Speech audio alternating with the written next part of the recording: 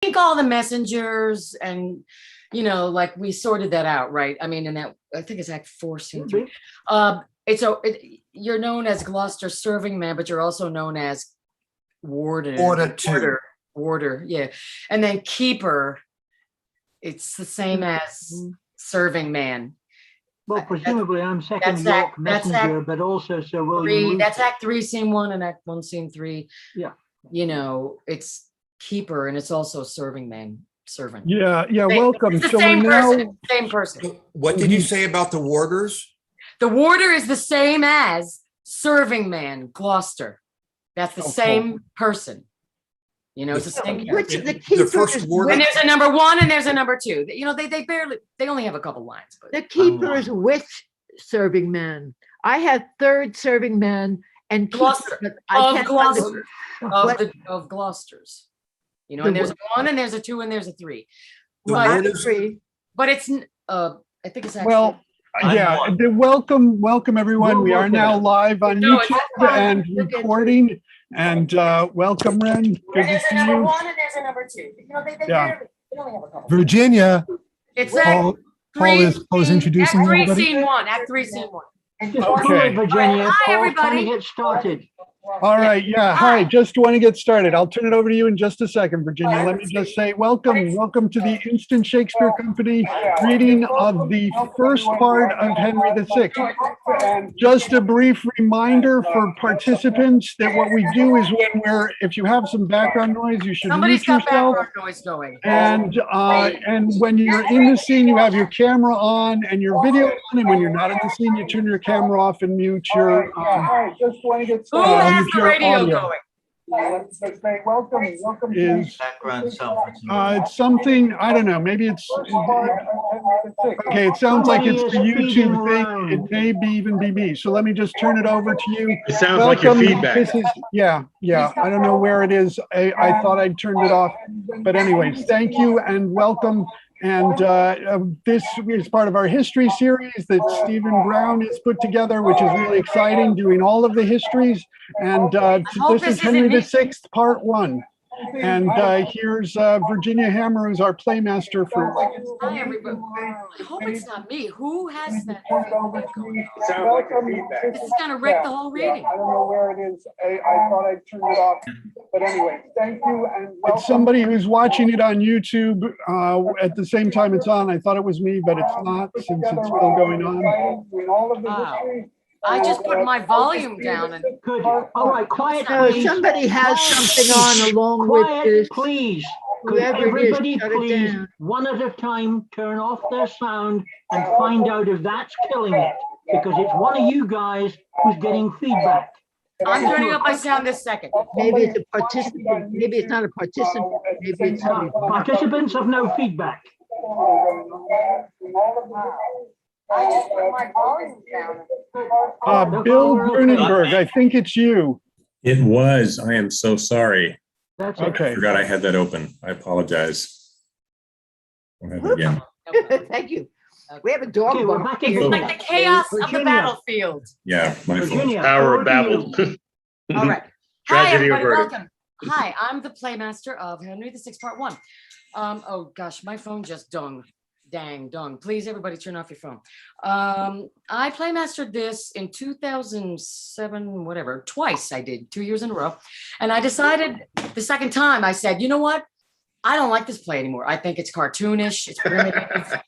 It's his first play, really, although many scholars think it's collaborative. It's not all him, but it's mostly his writing. Now, most people do assent that Edward II has a lot of his stuff in it, a lot of Shakespeare, but it's not all him. But really, Henry VI Part 1 is really the first one. And it just bursts with energy. It is a very exciting play. It's very action hero and it's on the battlefield. Politically, it's just all over the place. Joan of Arc is known as La Pucelle, and that means the flea in French. And the English still were at a place, they were transitioning about how they felt 100 years later about the loss of all that land and all those riches. And if Henry V had stayed alive 2 more months, he died of disease, he would have been crowned King of France. He would have been crowned King of France. The French were really weak at that particular time. It was the 100 Years' War, and you have to remember also that the plague decimated all of Europe at the same time. Early 1300s, no, mid 1300s through mid 1400s, 40% of all European population died. So that was wreaking havoc on all of Europe, including England at the same time. And these were very turbulent times. And I do think now my opinion of this play has completely changed. We could discuss this after the reading. We got to get started, but it's a celebration of the brand new English as a language has arrived. And here, and this new writer is flexing his muscles. And by the time you get to Henry VI Part 2, he's fully blossomed. And it's just astounding, this writing and the acting. And it's like for the audiences of the time, this is like the first great sitcoms on TV and the first great big blockbuster movies and the first great golden age of Broadway and everything all rolled into one. And they're all grappling with their history of 100 years ago, you know, and how do they feel. It's like us dealing with the American Civil War and Vietnam and Korean War all together. How do we feel about it? Blah, blah. Okay. So it's very relevant and exciting, especially to the people of their time, you know. So I don't think I'll go on anymore. We can all talk about the fascinating stuff after the reading. Okay. So let's all please introduce each other one at a time and get started. Okay. And also our French accents, we're going to really tone them down this time because the French did not think they were buffoons. And I think Shakespeare was having to toe the line very trickily about that with his compatriots, because he doesn't want to make the French look good or he'd be in Tower of London in dungeon. But are you going to give everybody? So now we're going to introduce who they are. Yes. Okay. So hi, I'm the Playmaster and Virginia Hammer, and I'm playing Joan of Arc La Pucelle. And Tony? I'm Tony Scheinman. I'm playing the part of the Duke of Salisbury and the Bastard of Orleans.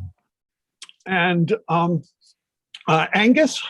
Angus Hepburn from London, Duke of Exeter, Woodville, the Lieutenant Messenger, and a few others. And Brian? Brian White. I'll be playing Talbot and the Shepherd, the father of Joan. All right. Ken? He was here. I'm Bishop of Winchester, later Cardinal. Right. All right. And Mark? Hello, I'm Mark Gehring. I'm playing Burgundy, Sir William Gladsdale, Vernon, and Mortimer. Paula? I'm Paula Hosa. I'm playing the Countess, some French messengers, and Margaret. But you're also playing French warder. Yeah. Yeah. Okay. Well, I included that as. Yeah. Eduardo? Hi, I'm Eduardo Perez. I'm playing Bedford and the Dauphin. And Jackie? Oh, I'm playing the mayor, a porter, Falstaff, a keeper. Falstaff. That's not Sir John Falstaff, everybody. Falstaff. He's a different Sir John. I know he's different. Right. All right. But the audience might not know. And the French captain. Bill? Yes, I'm Bill Grenenberg. I'm playing the part I've always wanted to play, Master Gunner. And in addition, Richard Plantagenet, who later becomes Duke of York. Right. David Cedar?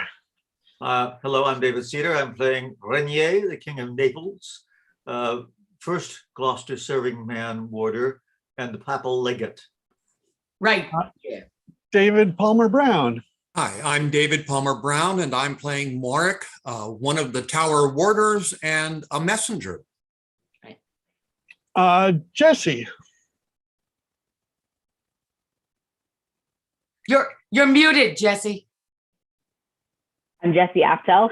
I'm playing John Talbot, first young messenger John at court. Talbot. Yes, young John Talbot, first messenger at court, the master gunner's son, a soldier, and Bassett. Ren? Oh, God. Hello, I'm Ren Jackson. I'm playing Somerset, Mayor's Officer, Gargrave, Talbot, First Soldier. No. Yeah, that's what I have. Talbot. What do you mean, Talbot? Talbot's servant. I'm sorry. Yeah. Sorry. I'm sorry. Okay. Hey, Mark, really good to see you again, my man. Mark, did I get you yet or no? Mark, I think you're muted. He did Mark. He did Mark. Okay. You did Mark. Okay, and of course, last but not least, our king, Clinton Powell. Hello, I'm Clinton Powell. I'm doing third messenger, second warder, the lawyer, and King Henry VI. Yeah. All right. Okay, everybody. So without further ado, because this is not the longest play, but it's not the shortest either. So, we're going to take an intermission after it's like, oh, shoot. Well, it's 5 minutes. It's marked there on that chart. It's Act 3, scene. Oh, God. Act 3, scene 3. Yeah. It's Act 3, thank you. Act 3, scene 3. And it's right. And then we're going to start up again with Act 3, scene 4. And that's the one. Yeah. Okay. Thank you very much. Yeah. After 3, 3. All right. And although we won't be reading the stage directions, I just think the very first stage direction is useful for the exposition. It has Dead March, enter the funeral of King Henry V, attended on by the Duke of Bedford, Regent of France, the Duke of Gloucester, Protector, the Duke of Exeter, Warwick, the Bishop of Winchester, and the Duke of Somerset. Take it away. Okay. Hung be ye heavens with black. Yield day to night, comets importing change of times and state, brandish your crystal tresses in the sky, and with them scourge the bad revolting stars that have consented unto Henry's death. King Henry V, too famous to live long, England ne'er lost a king of so much worth. England ne'er had a king until his time. Virtue he had, deserving to command. His brandished sword did blind men with his beams. His arms spread wider than a dragon's wings. His sparkling eyes, replete with wrathful fire, more dazzled and drove back his enemies than midday sun, fierce bent against their faces. What should I say? His deeds exceed all speech. He ne'er lift up his hand, but conquered. We mourn in black. Why mourn we not in blood? Henry is dead and never shall revive. Upon a wooden coffin we attend, and death, dishonorable victory, we with our stately pleasance glorify, like captives bound to our triumphant car. What, should we curse the planets of mishap that plotted thus our glory's overthrow? Or shall we think the subtle-witted French conjurers and sorcerers that, afraid of him by magic verses, have contrived his end? He was a king blessed of the King of Kings. Unto the French, the dreadful judgment day so dreadful will not be as was his sight. The battles of the Lord of hosts he fought, the church's prayers made him so prosperous. The church? Where is it? Had not churchmen prayed, his thread of life had not so soon decayed. None do you like but an effeminate prince, whom like a schoolboy you may overawe. Gloucester, whate'er we like, thou art protector, and lookest to command the prince and realm. Thy wife is proud, she holdeth thee in awe, more than God or religious churchman may. Name not religion, for thou lovest the flesh, and ne'er throughout the year to church thou goest, except it be to pray against thy foes. Cease these jars and rest your minds in peace. Let's to the altar, heralds, wait on us. Instead of gold, we'll offer up our arms, since arms avail not now that Henry's dead. Posterity await for wretched years. When at their mother's moistened eyes babes shall suck, our isle be made of a nourish of salt tears, and none but women left to wail the dead. Henry V, thy ghost I invocate. Prosper this realm, keep it from civil broils, combat with adverse planets in the heavens, a far more glorious star thy soul will make than Julius Caesar, or bright My honorable lords, health to you all. Sad tidings I bring I to you out of France, of loss, of slaughter, and discomfiture. Guyenne, Champagne, Reims, Orleans, Paris, Gisors, Poitiers, all are quite lost. What sayest thou, man? Before dead Henry's corse, speak softly, or the loss of those great towns will make him burst his lead and rise from death. Is Paris lost? Is Rouen yielded up? If Henry were recalled to life again, these news would cause him once more yield the ghost. Were they lost?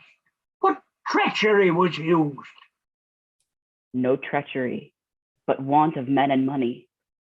Amongst the soldiers this is muttered, that here you maintain several factions, and whilst a field should be dispatched and fought, you are disputing of your generals.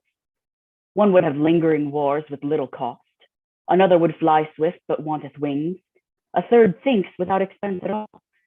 By guileful fair words peace may be obtained. Awake, awake, English nobility. Let not sloth dim your honors, new begot. Cropped are the flower de luces in your arms, of England's coat, one half is cut away. Were our tears wanting to this funeral, these tidings would call forth a flowing tide. Me they concern, Regent, I am of France. Give me my steeled coat. I'll fight for France away with these disgraceful wailing robes. Wounds will I let the French inside of their eye, lend the French instead of eyes, to weep their intermissive miseries. Lords, view these letters full of bad mischance. France is revolted from the English quite, except some petty towns of no import. The Dauphin Charles is crowned king in Reims. The bastard of Orleans with him is joined. Reynold, Duke of Anjou, doth take his part. The Duke of Alençon flieth to his side. The Dauphin crowned king? Who'll fly to him? Or whither shall we fly from this reproach? We will not fly, but to our enemies' throats. Bedford, if thou be slack, I'll fight it out. Gloucester, why dost thou of my forwardness? An army have I mustered in my thoughts, wherewith already France is o'errun. My gracious lords, to add to your laments, wherewith you now bedew King Henry's hearse, I must inform you of a dismal fight betwixt the stout Lord Talbot and the French. What, wherein Talbot overcame, is it so? Oh, no, wherein Lord Talbot was o'erthrown. The circumstance I'll tell you more at large. The 10th of August last, this dreadful lord, retiring from the siege of Orleans, having full scarce 6,000 in his troop, by 23,000 of the French was round encompassed and set upon. No leisure had he to enrank his men. He wanted pikes to set before his archers, instead whereof sharp stakes plucked out of hedges they pitched in the ground confusedly, to keep the horsemen off from breaking in. More than 3 hours the fight continued, where valiant Talbot, above human thought, enacted wonders with his sword and lance. Hundreds he sent to hell, and none durst stand him. Here, there, and everywhere enraged he slew. The French exclaimed, the devil was in arms. All the whole army stood agazed on him, his shoulders spying his undaunted spirit. A Talbot, cried out amain, and rushed into the bowels of the battle. Here had the conquest fully been sealed up, if Sir John Falstaff had not played the coward in being in the vanward, placed behind, which with purpose to relieve and follow them, cowardly fled, not having struck one stroke. Hence grew the general rack and massacre, enclosed where they with their enemies. A base walloon, to win the Dauphin's grace, thrust Talbot with a spear into the back, whom all France and their chief assembled strength durst not presume to look once in the face. Is Talbot slain?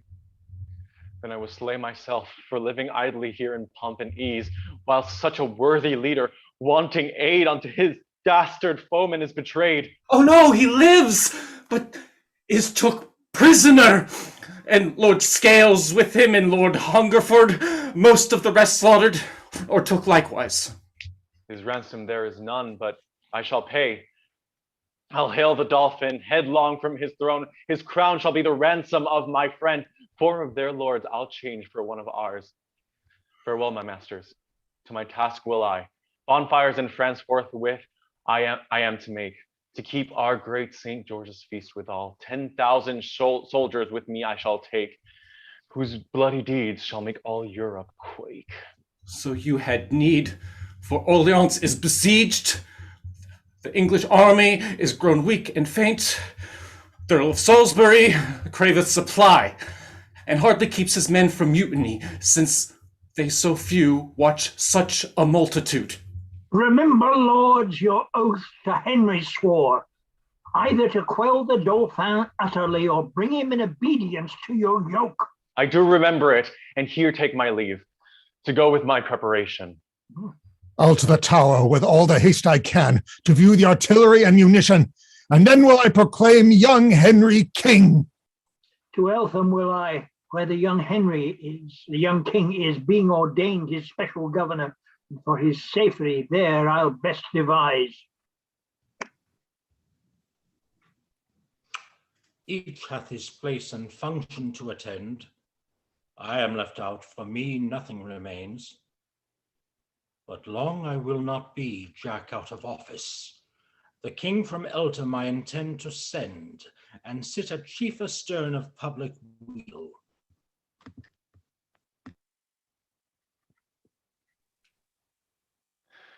Mars his true moving, even as in the heavens, so in earth to this day is not known.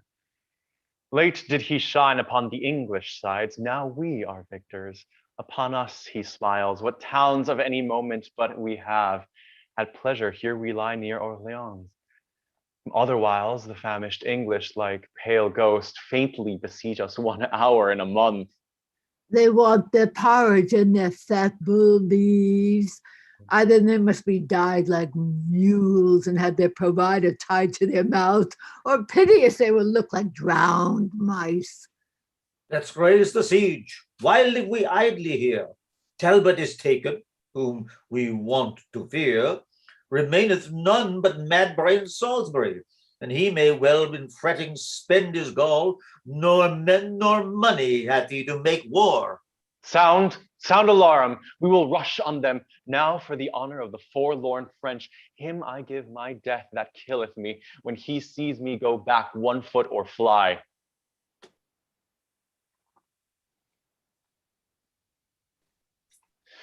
Here, alarm, they are beaten back by the English. Once in a while, we do have to have a stage direction. Go, please. Whoe'er saw the like? What men have I, dogs, cowards, dastards! I would ne'er have fled, but they left me midst my enemies. Salisbury is a desperate homicide. He fighteth as one weary of his life. The other lords, like Leon, wanting food, to rush upon us as their hungry prey. Perside, a countryman of ours, records England all Olivers and Rolands breed. During the time Edward III did reign. More truly now may this be verified, for none but Samsons and Goliaths it sends forth to skirmish. 1 to 10, lean, raw-boned rascals. Who would ever suppose they had such courage and audacity? Leave this town, for they are hair-brained slaves, and hunger will enforce them to be more eager. Of old I know them, rather with their teeth the walls they'll tear down than forsake the siege. I think by some odd glimmers or device, their arms are set like clocks still to strike on, else they ne'er could hold out so as they do. By my consent, we'll even let them alone. Be it so. Where's the Prince Dauphin? I have news for him. Bastard of Orleans, thrice welcome to us. Methinks your looks are sad, your cheer appalled. Hath the late overthrow wrought this offence? Be not dismayed, for succor is at hand. A holy maid hither with me I bring, which by a vision sent to her from heaven ordained is to rage this tedious siege, and drive the French forth the bounds of France. The spirit of deep prophecy she hath, exceeding the 9 sibyls of old Rome. What's past and what is to come she can descry. Speak, shall I call her in? Believe my words, for they are certain and infallible. Go call her in. But first, to try her skill, Rainer, stands thou as Dolphin in my place. Question her proudly, let thy looks be stern. By this means shall we sound what skill she hath. Fair maid, is thou who wilt do these wondrous feats?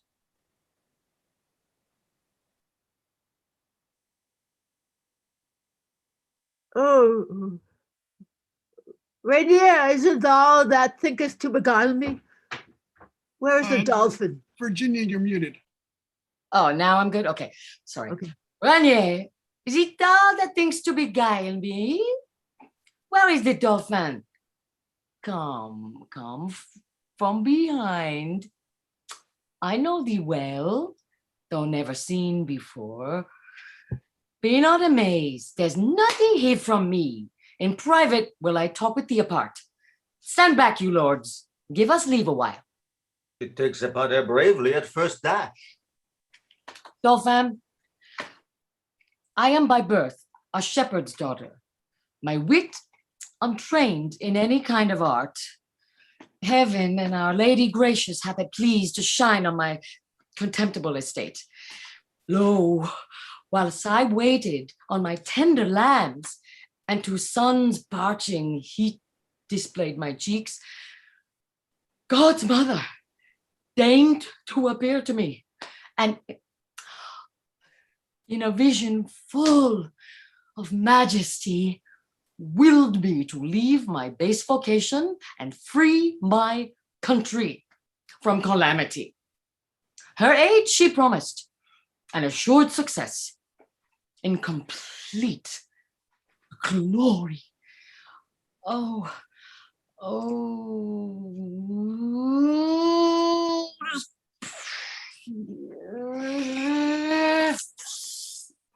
complete glory.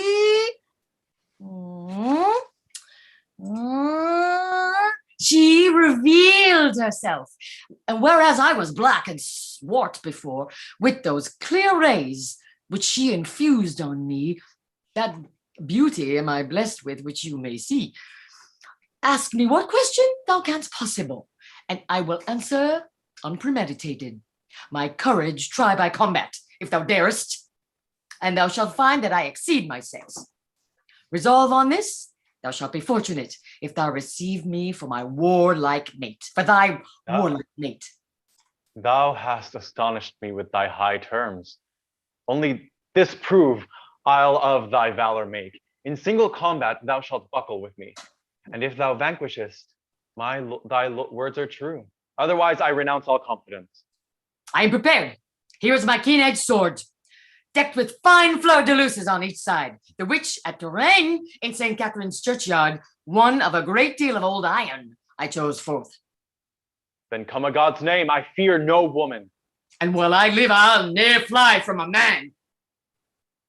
They fight Joan of Pucelle, Joan of Arc. Stay thy hands. Thou art an Amazon, and fightest with the sword of Deborah.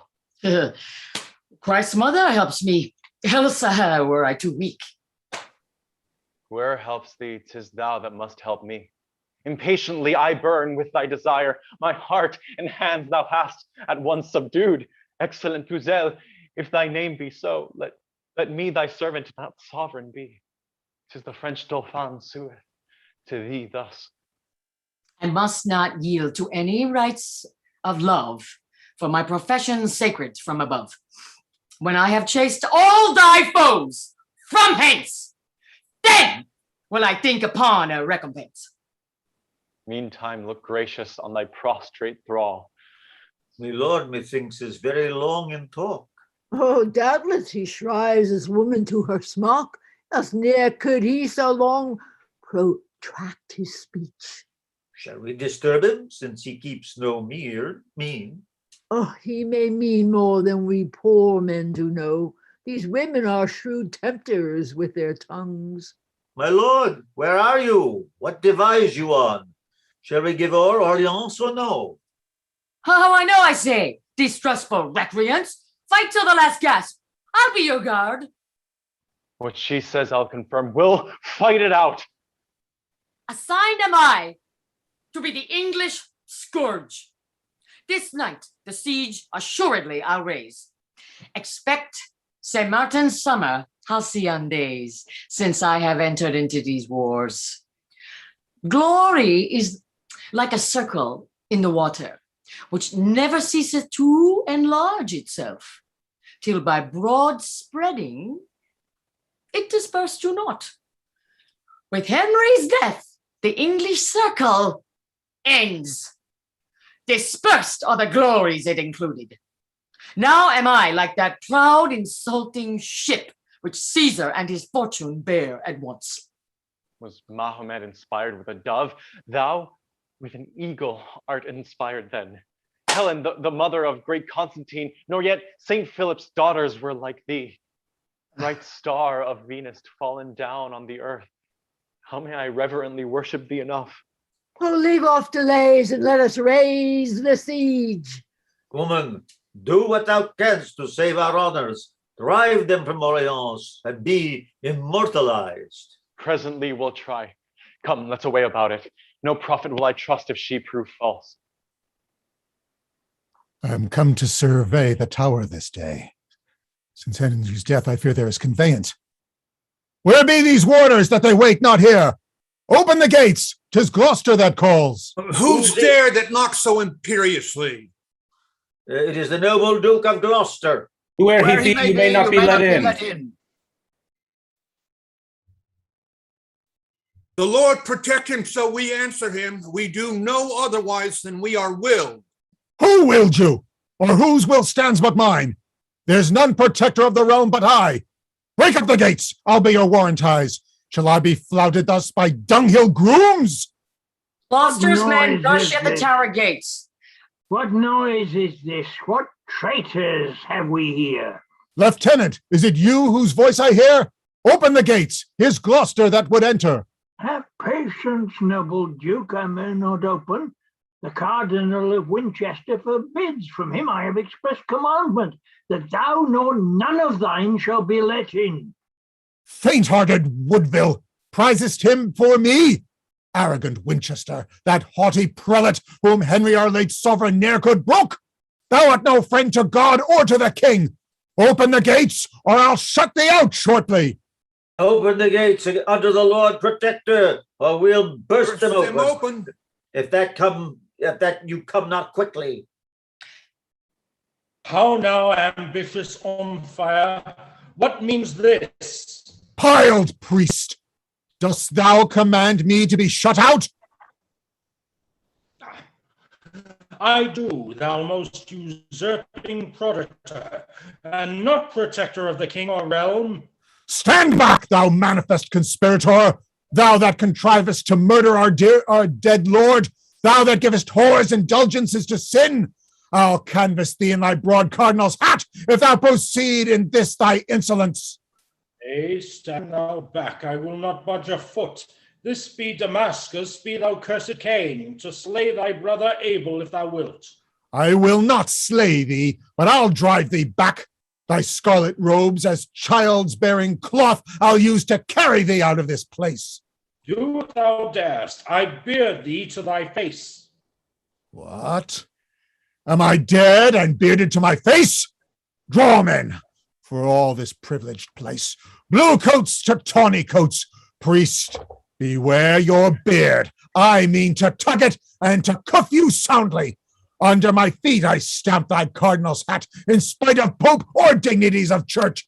Here by the cheeks I'll drag thee up and down. Gloucester, thou wilt answer this before the pope. Winchester goose, I cry, a rope, a rope! Now, beat them hence! Why do you let them stay? Thee I'll chase hence, thou wolf in sheep's array. Out, tawny coats! Out, scarlet hypocrite! Gloucester's men beat the Cardinal's men. Enter the Mayor of London. Fie, lords, that you being supreme magistrates, thus contemptuously should break the peace. Peace, Mayor. Thou knowst little of my wrongs. Here's Beaufort, that regards nor God nor king hath here distrained the tower to his use. Here's Gloucester, a foe to citizens, one that still motions war and never peace, or charging your free purses with large fines.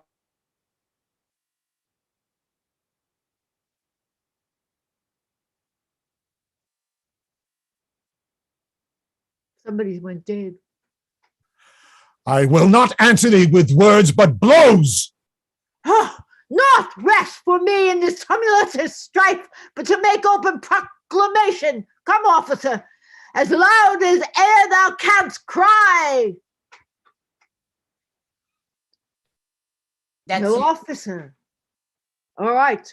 All manner of men assembled here in arms this day against God's peace and the king's, we charge and command you in his highness name to repair to your several dwelling places, and not to wear, handle, or use any sword, weapon, or dagger henceforward upon pain of death. Cardinal, I'll be no breaker of the law, but we shall meet and break our minds at large. Gloucester will meet to thy cost, be sure. Thy hot blood I will have for this day's work. I'll call for clubs if you are not away. This cardinal is more hoarded than the devil. Mayor, farewell. Thou dost but what thou mayest. Abominable Gloucester, guard thy head, for I intend to have it ere long. See the coast cleared, and then we will depart. Oh, good God, these nobles should such stomachs bear. I myself fight not once in 40 years. Act 1, Scene 4. Enter the master gunner of Orleans and his boy. Sirrah, thou knowst how Orleans is besieged and how the English have their suburbs won. Father, I know, and oft have shot at them. However, unfortunate, I missed my aim. But now thou shalt not be thou ruled by me. Chief master gunner am I of this town. Something I must do to procure me grace. The prince's espies have informed me how the English in the suburbs close entrenched went through a secret grate of iron bars in yonder tower to overpeer the city, and thence discover how with most advantage they may vex us with shot or with assault. To intercept this inconvenience, a piece of ordnance against it I have placed, and even these 3 days have I watched if I could see them. Now do thou watch, for I can stay no longer. If thou spiest any, run and bring me word, and thou shalt find me at the governor's. Father, I warned you. Take you no care. I'll never trouble you if I may spy them. Enter Salisbury and Talbot on the turrets with others. Talbot, my life, my joy again returned. How wert thou handled, being prisoner? Or by what means got thou to be released? Discourse, I prithee, on this turret's top. The Earl of Bedford had a prisoner called the brave Lord Ponton de Suntory. For him was I exchanged and ransomed, but with a baser man of arms by far. Once in contempt, they would have bartered me, which I, disdaining, scorned, and craved death, rather than I would be so esteemed. In fine, redeemed I was, as I desired.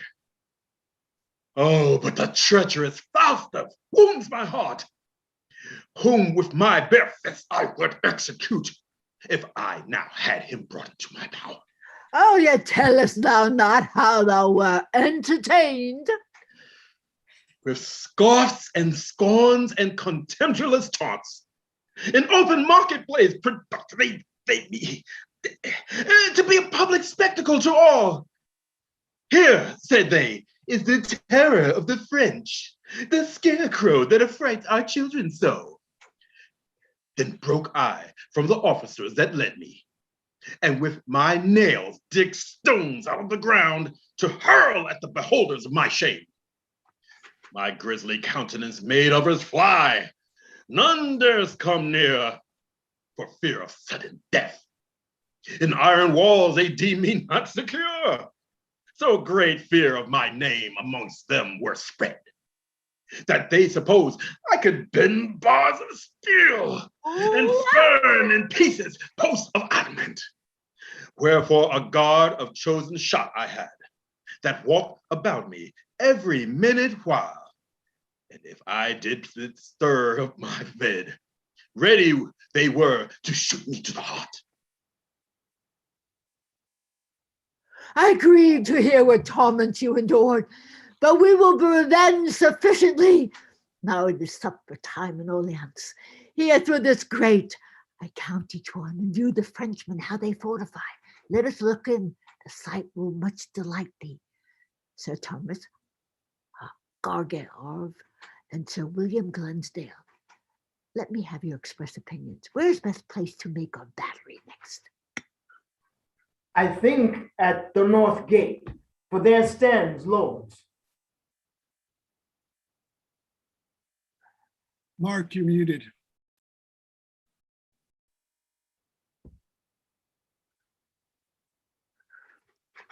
Mark? And I here, at the bulwark of the bridge, here. For aught I see, this city must be famished, or with light skirmishes enfeebled. Here they shoot, and Salisbury falls down. Oh, Lord, have mercy on us, wretched sinners. Oh, Lord, have mercy on me, woeful man. What chance is this that suddenly have crossed us? Speak, Salisbury, at least if thou canst speak. How far'st thou, mirror of all martial men? One of thy eyes and thy cheeks side struck off. Accursed tower, accursed fatal hand that hath contrived this woeful tragedy. In 13 battles, Salisbury o'ercame. Henry V, he first trained to the wars. Whilst any trumpet sound or drum struck up, his sword did ne'er leave striking in the field. Yet livest thou, Salisbury, though thy speech doth fail? One eye thou hast to look to heaven for grace? The sun with one eye vieweth all the world. Heaven be thou gracious to none alive, if Salisbury wants mercy at thy hands. Bear hence his body, I will help to bury it. Sir Thomas Gargrave, hast thou any life? Speak unto Talbot. Nay, look on to him. Salisbury, share thy spirit with this comfort. Thou shalt not die while he beckons with his hand and smiles on me, as who should say, when I am dead and gone, remember to avenge me on the French. Plantagenet I will, and like thee, play on the lute, beholding the towns burn. Wretched shall the French, your France, be only in thy name. Here an alarum, and it thunders and lightnings. What stir is this? What tumult in the heavens? Whence cometh this alarm and the noise? Enter a messenger. My lord, the French have gathered head. The Dauphin with one Jean de Puzel joined, a holy prophetess, and new risen up, is come with great power to raise the siege.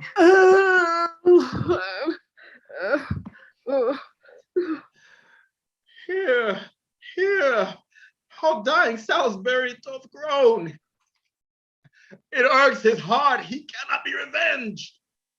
Frenchmen, I'll be a Salisbury to you.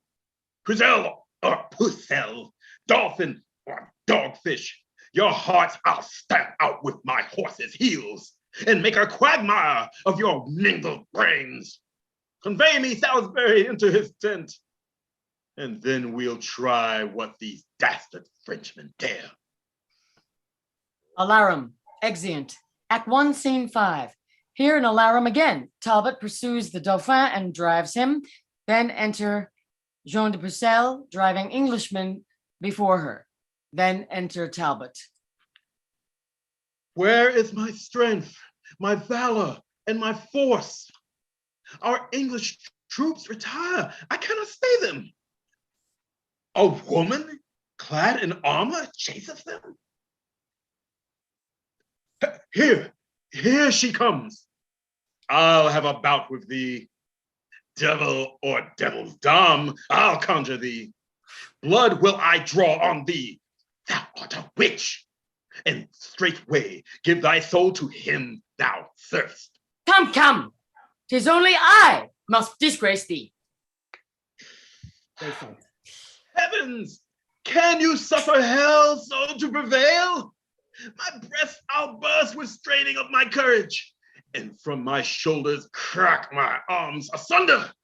But I will chastise this high-minded strumpet. Talbot, farewell. Thy hour is not yet come. I must go victual Orleans forthwith.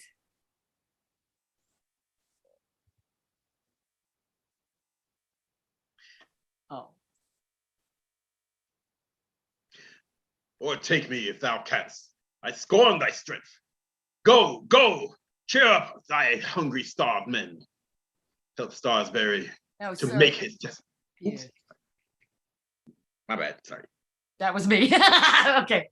Sorry, huh? Yeah. Go, or take me if thou canst. I scorn thy strength. Go, go. Cheer up thy hungry, starved men. Help Salisbury to make his testament. This day is ours. As many more shall be. My thoughts are whirled like a potter's wheel. I know not where I am, nor what I do. A witch by fear, not force, like Hannibal, drives back our troops and conquers as she lists. So bees with smoke and doves with noisome stench are from their hives and houses driven away. They call us for our fierceness English dogs.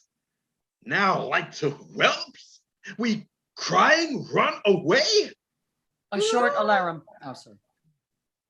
Here, countrymen, hark, countrymen.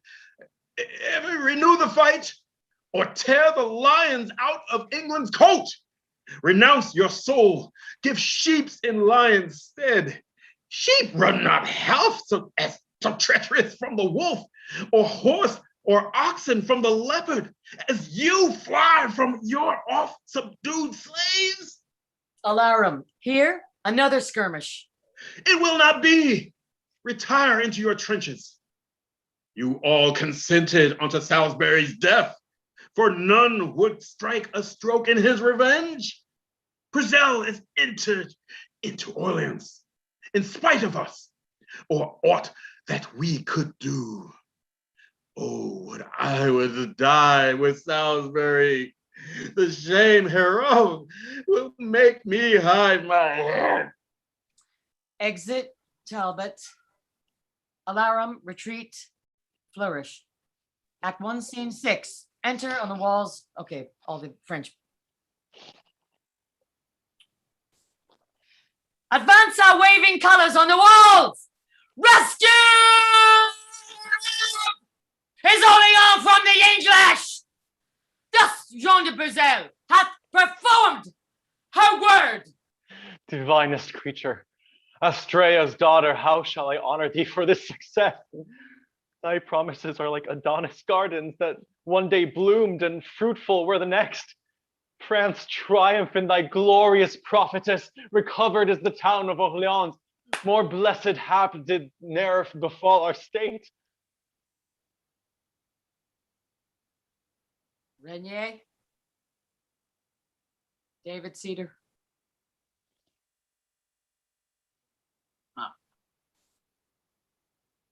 Renier. Why ring out not the bells Why aloud? ring out the bells aloud throughout the town? Dauphin command the citizens make bonfire and feast and banquet in the open streets to celebrate the joy that God has given us. All France will be replete with mirth and joy when they shall hear how we have played the men. 'Tis Joan, not we, by whom the day is won. No. For which I will divide my crown with her, and all the priests and friars in my realm shall in procession sing her endless praise. A statelier Pyramus in her I'll rear than Rodolph's or Memphis's ever was, in memory of her when she is dead. Her ashes in an urn, more precious than the rich jeweled coffer of Darius, transported shall be at high festivals before the kings and queens of France. No longer on Saint Denis will we cry, but Joan de Puzel shall be Francis Saint. Come in and let us banquet royally after this golden day of victory. Flourish. Exant. Act 2, Scene 1. Enter Sergeant, 2 sentinels. Sirs, take your places and be vigilant. If any noise or soldier you perceive near to the walls, by some apparent sign, let us have knowledge at the court of guard. Sergeant, you shall. Thus are the poor servitors, when others sleep upon their quiet beds, constrained to watch in darkness, rain and cold. Ladders, their drums beating a march. Talbot, Bedford at Burgundy. Dead march. Lord Regent, in redoubted Burgundy, by whose approach the regions of Arturos, Wallon, and Picardy are friends to us, this happy night, the Frenchmen are secure.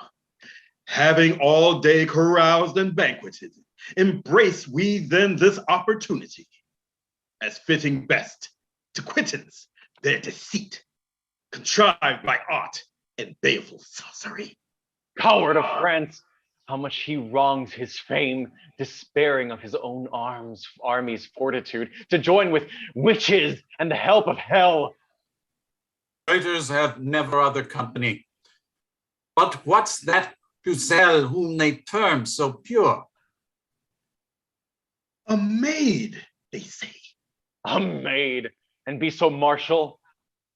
Pray God she prove not masculine ere long, if underneath the standard of the French she carry armor as she hath begun. Well, let them practice and converse with spirits. God is our fortress, in whose conquering name let us resolve to scale their flinty bulwarks. Ascend, brave Talbot.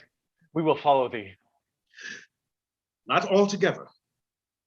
Better far, I guess, that we do make our entrance several ways, that if it chance that one of us do fail, the other yet may rise against their force. Agreed. I'll to yon corner. And I to this.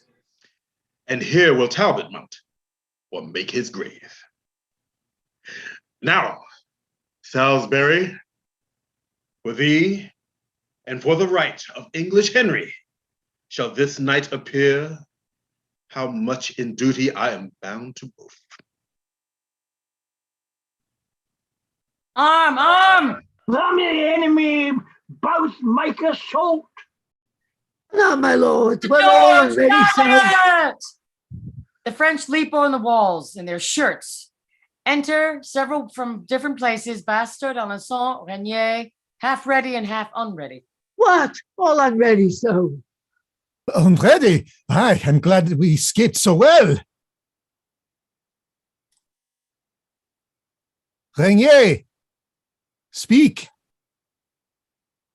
The time I trow I wake to wake and leave our beds, hearing alarms at our chamber doors. Of all exploits, since first I followed arms, ne'er heard I a warlike enterprise more virtuous or desperate than this. I think this Talbot be a fiend of hell. If not of hell, the heavens sure favor him. Oh, here comes Charles. I marvel how he sped. Tut, Holy Jean was his defensive guard. Is this thy cunning, thou deceitful dame?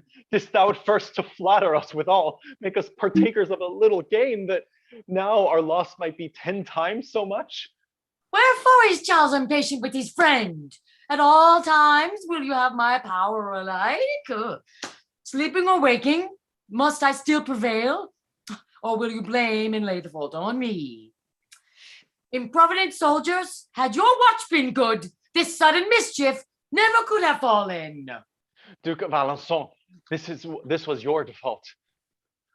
That being captain of the watch tonight did look no better than that weighty charge.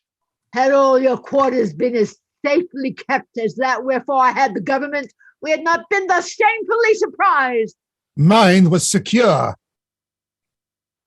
And so was mine, my lord. And for myself, most part of all this tonight, with her quarter in mine own precinct, I was employed in passing to and fro and relieving of the sentinels. Then how or which way should they break first in? Question, my lords, no further of the case. How or which way? 'Tis sure they found some place, but weakly guarded, where the breach was made. And now there rests no other shift but this: to gather our soldiers, scattered and dispersed, and lay new platforms to and damage them. A Talbot! A Talbot! I'll be so bold to take what they have left. The cry of Talbot shelves me for a sword, for I have loaded me with many spoils, using no other weapon but his name. Act 2, Scene 2. The day begins to break and night is fled, whose pitchy mantle o'erveiled the earth. Here sound retreat and cease our hot pursuit. Bring forth the body of old Salisbury, and here advance it in the marketplace, the middle center of this cursed town. Now have I paid my vow unto his soul, for every drop of blood was drawn from him. There have at least 5 Frenchmen died tonight. And that hereafter ages may behold what ruin happened in revenge of him. Within their chiefest temple I'll erect a tomb, wherein his corpse shall be interred, upon the which, that every one may read, shall be engraved the sack of Orleans, the treacherous manner of his mournful death, and what a terror he had been to France.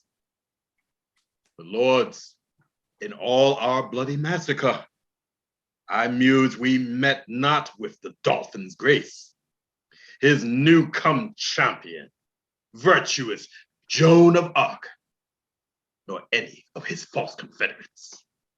'Tis thought, Lord Talbot, when the fight began, roused on the sudden from their drowsy beds, did they amongst the troops of armed men leap o'er the walls for refuge in the field? Myself, as far as I could well discern, for smoke and dusky vapors of the night, I'm sure I spared the Dauphin and his troll, when arm in arm they both came swiftly running, like to a prayer of loving turtle doves that could not live asunder day or night. After that things are set in order here, we'll follow them with all the power we have. Enter a messenger. All hail, my lords. Which of this princely train call ye the warlike Talbot for his acts so much applauded through the realm of France? Here is the Talbot. Who would speak with him? The virtuous lady, Countess of Auvergne, with modesty admiring thy renown, by me entreats, great lord, thou wouldst vouchsafe to visit her poor castle where she lies, that she may boast she hath beheld the man whose glory fills the world with loud report. Is it even so? Then I see our wars will turn unto a peaceful comic sport when ladies crave to be encountered with. You may not, my lord, despise her gentle suit. Trust me then. For when a world of men could not prevail with all of their oratory, yet have a woman's kindness overruled, and therefore tell her, I return great thanks, and in submission will attend on her. Will not your honors bear me company? Oh, truly, 'tis more than manners will. And I have heard it said, unbidden guests are often welcomest when they are gone. Well then, alone, since there's no remedy, I mean to prove this lady's courtesy. Come hither, Captain, you beseech my mind. I do, my lord, and mean accordingly. Porter, remember what I gave in charge, and when you have done so, bring the keys to me. Madam, I will. I will. Plot is laid. If all things fall out right, I shall be as famous by this exploit as Scythian Thomarus by Cyrus' death. Great is the rumor of this dreadful knight, and his achievements of no less account. Fain would mine eyes be witness with mine ears to give their censure of these rare reports. Madam, according as your ladyship desired by message craved, so is Lord Talbot come. And he is welcome. What? Is this the man? Is this the scourge of France? Is this the Talbot so much feared abroad that with his name the mothers still bear babes? I see report is fabulous and false. I thought I should have seen some Hercules, a second Hector, for his grim aspect and large proportion of his strong knit limbs. Alas, this is a child, a silly dwarf. It cannot be. This weak and wrinkled shrimp should strike such terror to his enemies. Madame, I have been bold to trouble you. But since your ladyship is not at leisure, I'll some other time to visit you. He now. Go ask him whither he goes. Stay, my lord Talbot, for my lady craves to know the cause of your abrupt departure. Marry, for that she's in a wrong belief, I go to certify her Talbots here. If thou be he, then art thou prisoner. Prisoner? To whom? To me, bloodthirsty lord. And for that cause I trained thee to my house. Long time thy shadow hath been thrall to me, for in my gallery thy picture hangs. But now the substance shall endure the like, and I will chain these legs and arms of thine. Thou hast by tyranny these many years wasted our country, slain our citizens, and set our sons and husbands captivate. Ha, ha, ha. Laughest thou, wretch? Thy mirth shall turn to moan. I laugh to see your ladyship so fond, to think that you have aught but Talbot's shadow, whereupon to practice your severity. Why, art not thou the man? I am indeed. Then I had substance too. No, I am but shadow of myself. You are deceived. My substance is not here. For what you see is but the smallest part and least proportion of humanity. I tell you, madame, were the whole frame here, it is of such a spacious, lofty pitch, your roof were not sufficient to contain it. This is a riddling merchant for the nonce. He will be here, and yet he is not here. How can these contrarieties agree? That will I show you presently. Well, yeah, drums strike up, a peal of ordnance, enter soldiers. How say you, madame? Are you now persuaded that Talbot is but shadow of himself? These are his substance, sinews, arms, and strength, with which he yoketh your rebellious necks, raiseth your cities, and subverts your towns, and in a moment makes them desolate. Victorious Talbot, pardon my abuse. I find thou art no less than fame hath bruited, and more than may be gathered by thy shape.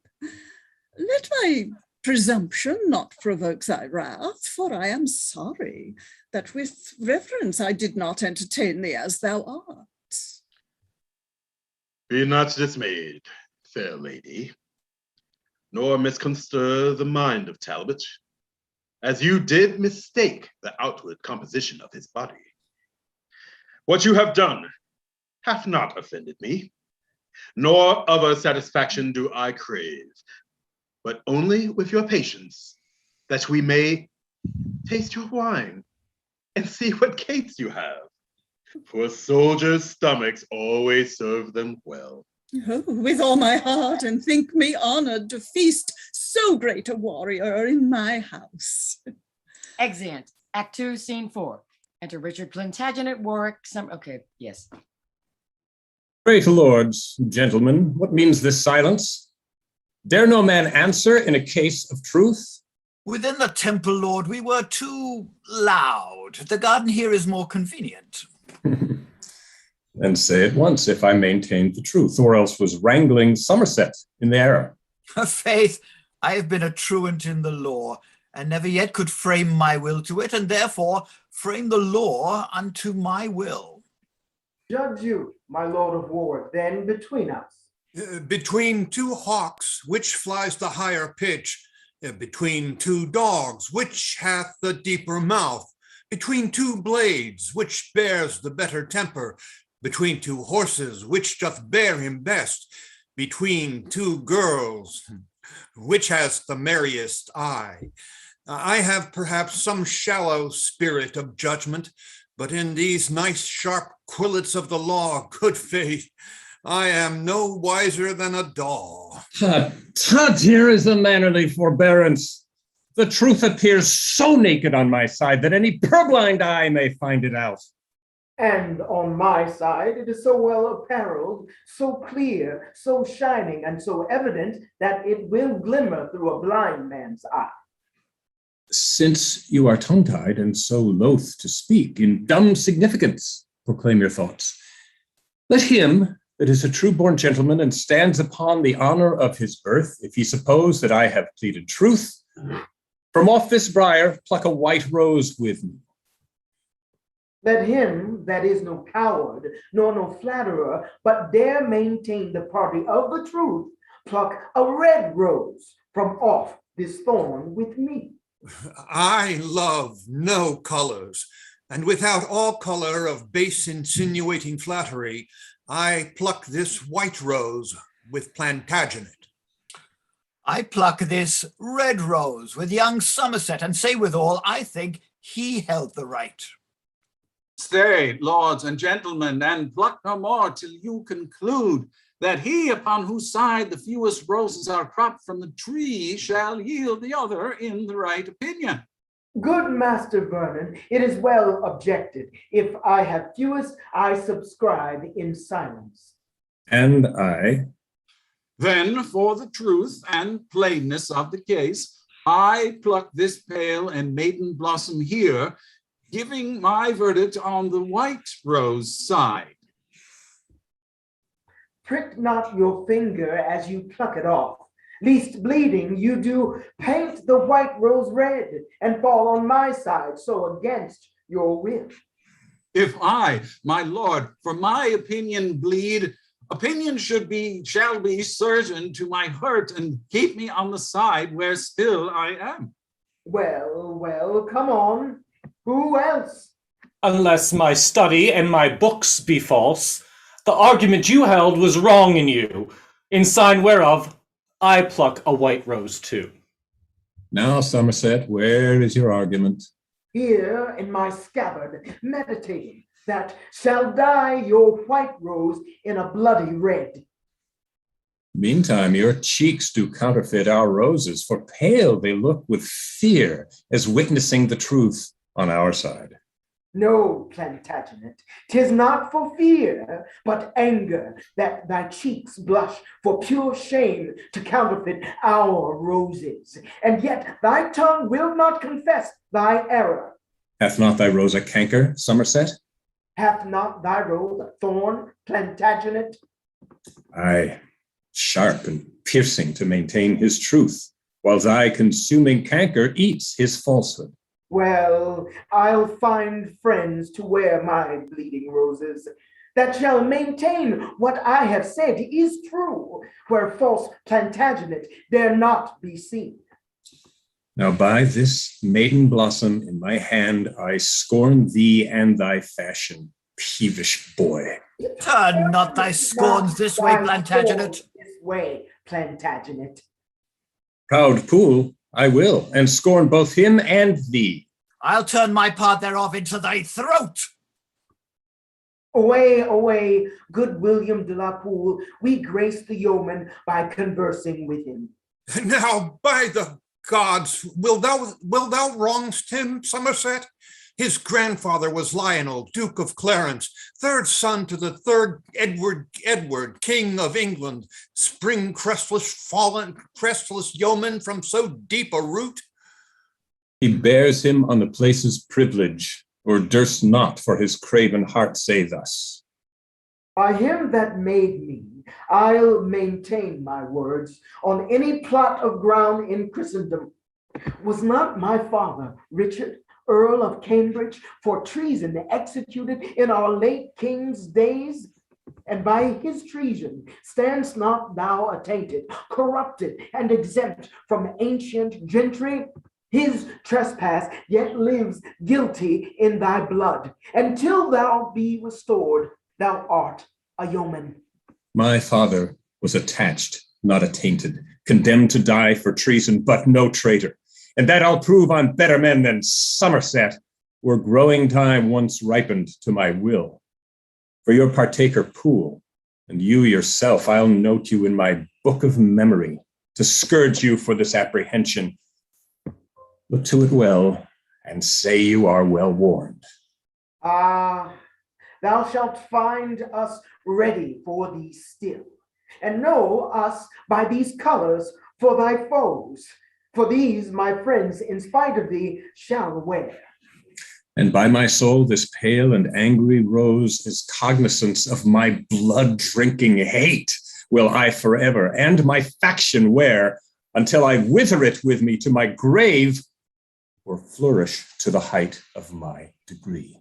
Go forward and be choked with thy ambition, and so farewell until I meet thee next. Have with thee, Poole. Farewell, ambitious Richard. How I am braved and must perforce endure it. This blot that they object against your house shall be whipped out in the next parliament, called for the truce of Winchester and Gloucester. And if thou be not then created York, I will not live to be accounted Warwick. Meantime, in signal of my love to thee, against proud Somerset and William Poole, will I upon thy party wear this rose. And here I prophesy, and this brawl today, grown to this faction in the Temple Garden, shall send between the red rose and the white 1,000 souls to death and deadly night. Good Master Vernon, I am bound to you that you on my behalf would pluck a flower. And so will I. And so will I. Thanks, gentle. Come, let us for to dinner. I dare say this quarrel will drink blood another day. Exeunt. Act 2, Scene 5. Enter Mortimer, brought in a chair, and jailers. Kind keepers of my weak decaying age, let dying Mortimer here rest himself. Even like a man new hailed from the rack, so fare my limbs with long imprisonment. And these gray locks, the pursuivants of death, Nestor-like aged in an age of care, argue the end of Edmund Mortimer. These eyes, like lamps whose wasting oil is spent, wax dim as drawing to their exigent. Weak shoulders overborne with burdening grief, and pithless arms like to a withered vine that drops his sapless branches to the ground. Yet are these feet, whose strengthless stay is numb, unable to support this lump of clay. Swift wing with desires to get a grave, as witting I no other comfort have. But tell me, keeper, will my nephew come?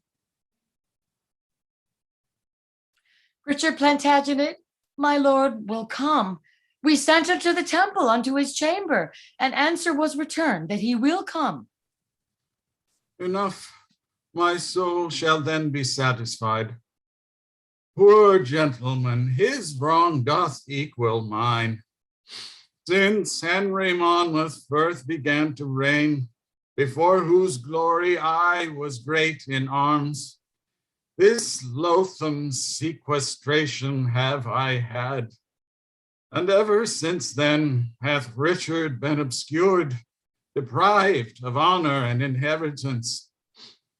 But now the arbiter of despairs, just death, kind umpire of men's miseries, with sweet enlargement doth dismiss me hence. I would his troubles likewise were expired, that so he might recover what was lost. My lord, your loving nephew now has come. Richard Plantagenet, my friend, is he come? Aye, noble uncle, thus ignobly used, your nephew, late despised Richard, comes.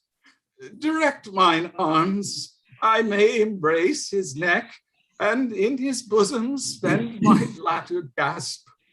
Oh, tell me when my lips do touch his cheeks, that I may kindly give one fainting kiss.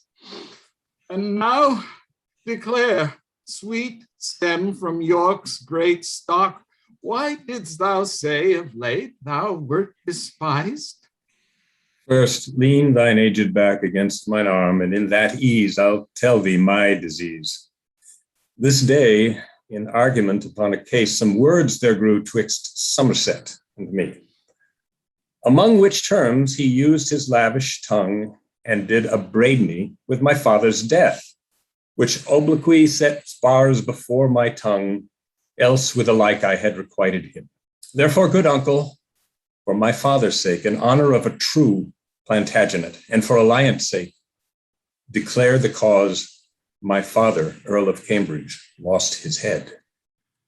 That cause, fair nephew, that imprisoned me, and hath detained me all my flowering youth within a loathsome dungeon, there to pine, was cursed instrument of his decease. Discover more at large what that cause was, for I am ignorant and cannot guess. I will, if that my fading breath permit, and death approach not, ere my tale be done. Henry IV, grandfather to this king, deposed his nephew Richard, Edward's son, the first begotten and the lawful heir of King Edward King, the third of that descent, during whose reign the Percys of the north, finding his usurpation most unjust, endeavored my advancement to the throne. The reason moved these warlike lords to this was for that, young Richard thus removed, leaving no heir begotten of his body, I was the next by birth and parentage.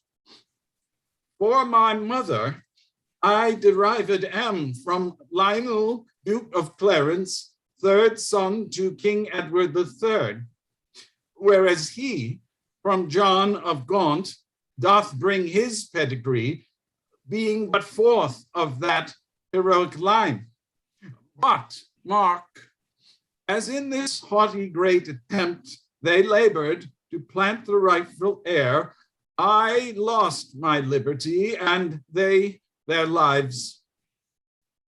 Long after this, when Henry V, succeeding his father Bolingbroke, did reign, Thy father, Earl of Cambridge, then derived from famous Edmund Langley, Duke of York, marrying my sister, that thy mother was, again in pity of my hard distress, levied an army, weening to redeem and have installed me in the diadem. But as the rest, so fell that noble earl and was beheaded. Thus the Mortimers, in whom the title rested, were suppressed. Of which, my lord, your honor, is the last? True. And thou seest that I no issue have, and that my fainting words do warrant death. Thou art my heir.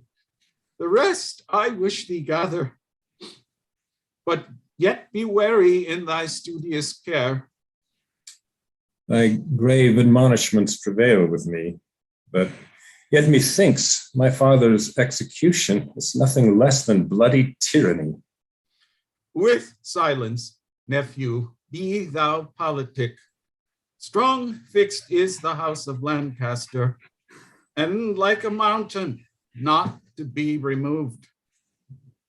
But now thy uncle is removing hence, as princes do their courts when they are cloyed with long continuance in a settled place. Oh, uncle, would some part of my young years might but redeem the passage of your age. Thou doest then wrong me as the slaughterer doth, with which giveth many wounds when one would kill. Or not, except thou sorrow for my good. Only give order for my funeral. And so farewell, and be fair, and fair be all thy hopes, and prosperous be thy life in peace and war. Mortimer dies. And peace, no war befall thy parting soul. In prison hast thou spent a pilgrimage like a hermit, or passed thy days. Well, I will lock this counsel in my breast, and what I do imagine, let that rest. Keepers, convey him hence, and I myself will see his burial better than his life. Here dies the dusky torch of Mortimer, choked with ambition of the meaner sort, and for those wrongs, those bitter injuries, which Somerset hath offered to my house, I doubt not, but with honor to redress. And therefore, haste I to the Parliament, either to be restored to my blood, or make my will the advantage of my good. Act 3, Scene 1. Flourish. Enter King, Exeter, Gloucester, Winchester. You're going to see all the people come up. Gloucester offers to put up a bill. Winchester snatches it and tears it. Comest thou with deep premeditated lines, with written pamphlets studiously devised? Humphrey of Gloucester, if thou canst accuse or aught intends to lay unto my charge, do it without intervention, suddenly, as I with sudden and extemporal speech purpose to answer what thou canst object.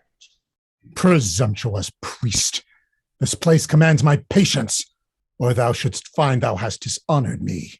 Think not, although in writing I preferred the manner of thy vile, outrageous crimes, that therefore I have forged, or am not able verbatim to rehearse the method of my pen. No, prelate, such is thy audacious wickedness, thy lewd, pestiferous, and dissentious pranks, as very infants prattle of thy pride. Thou art a most pernicious usurer, froward by nature, enemy to peace, lascivious, wanton, more than well beseems a man of thy profession and degree. And for thy treachery, what's more manifest, in that thou laidst a trap to take my life, as well at London Bridge as at the Tower. Beside, I fear me, if thy thought were sifted, the king thy sovereign is not quite exempt from envious malice of thy swelling heart. Gloucester, I do defy thee. Lords, vouchsafe to give me hearing when I shall reply. If I were covetous, ambitious, or perverse, as he will have me, how am I so poor? Or how haps it I seek not to advance or raise myself, but keep my wonted calling? And for dissension, who prefereth peace more than I do, except I be provoked? No, my good lords, it is not that offends, it is not that that hath incensed the Duke. It is because no one should sway but he. No one but he should be about the king, and that engenders thunder in his breast, and makes him roar these accusations forth. But he shall know I am as good. As good, thou bastard of my grandfather. Aye, lordly sir. For what are you, I pray, but one imperious in another's throne? Am I not protector, saucy priest? And am not I a prelate of the church? Yes, as an outlaw in a castle's keeps, and useth it to patronage his theft. Unreverend Gloucester. Thou art reverent touching thy spiritual function, not thy life. Rome shall remedy this. Rome thither then, my lord. It were your duty to forbear. Aye.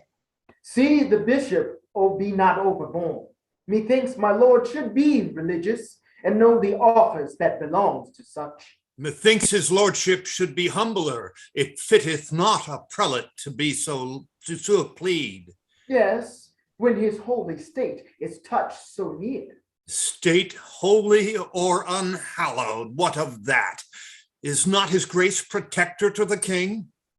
Plantagenet, I see, must hold his tongue, lest it be said, speak, sirrah, when you should. Must your bold verdict enter talk with lords? Else would I have a fling at Winchester. Uncles of Gloucester and of Winchester, the special watchmen of our English weal, I would prevail, if prayers would prevail, to join your hearts in love and amity. Oh, what a scandal is it to our crown that two such noble peers as ye shall jar! Believe me, lords, my tender years can tell civil dissension is a viperous worm that gnaws the bowels of the Commonwealth. A noise within. Down with the tawny coats. Down with the tawny coats! What tumult's this? An uproar, I dare warrant, begun through malice of the bishop's men. Stones! Stones! Enter the mayor.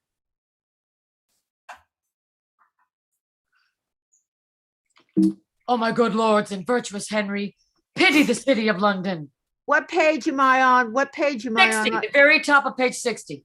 60. I'm sorry, I lost the page here. No problem. Wait, I have it right here. Very page top 60. Yes. Enter mayor. It says serving men ghosts. There's no mayor on page 60 or 61. What page are you on? Page 60. 59. Must be 59. Okay. Well, it's Act 3, Scene 1, Jackie. It's 59 in the script, not the PDF. They're different numbers. Oh, my good lords and virtuous Henry, pity the city of London, pity us, the bishop and the Duke of Gloucester's men, forbidden late to carry any weapon, have filled their pockets full of pebble stones, and banding themselves in contrary parts, do pelt as fast as one another's pate, that many had their giddy brains knocked out. Our windows are broke down in every street, and we for fear compelled to shut our shops. We charge you on allegiance to ourself to hold your slaughtering hands and keep the peace. Pray, Uncle Gloucester, mitigate this strife. Nay, if we were be forbidden stones, we'll fall to it with our teeth. Do what ye dare, we are as resolute. You of my household, leave this peevish broil and set this unaccustomed fight aside. My lord, we know your grace to be a man just and upright, and for your royal birth inferior to none, but to his majesty and ere that we will suffer such a prince, so kind a father of the commonweal, to be disgraced by an ilk-horn mate. We and our wives and children all will fight and have our bodies slaughtered by thy foes. Aye, and the very bearings of our nails shall pitch a field when we are dead. Stay! Stay, I say. And if you love me, as you say you do, let me persuade you to forbear a while. Oh, how this discord doth afflict my soul. Can you, my lord of Winchester, behold my sighs and tears, and will not once relent? Who should be pitiful if you be not? Or who should study to prefer a peace if holy churchmen take delight in broils? Yield, my lord protector, yield, Winchester, except you mean with obstinate repulse to slay your sovereign and destroy the realm. You see what mischief and what murder do, have been enacted through your enmity. Then be at peace, except ye thirst for blood. He shall submit, or I will never yield. Compassion on the king commands me stoop, or I would see his heart out ere the priest should ever get that privilege of me. Behold, my lord of Winchester, the duke hath banished moody, discontented fury, as by his smoothed brows it doth appear. Why look you so still, so stern and tragical? Here, Winchester, I offer thee my hand.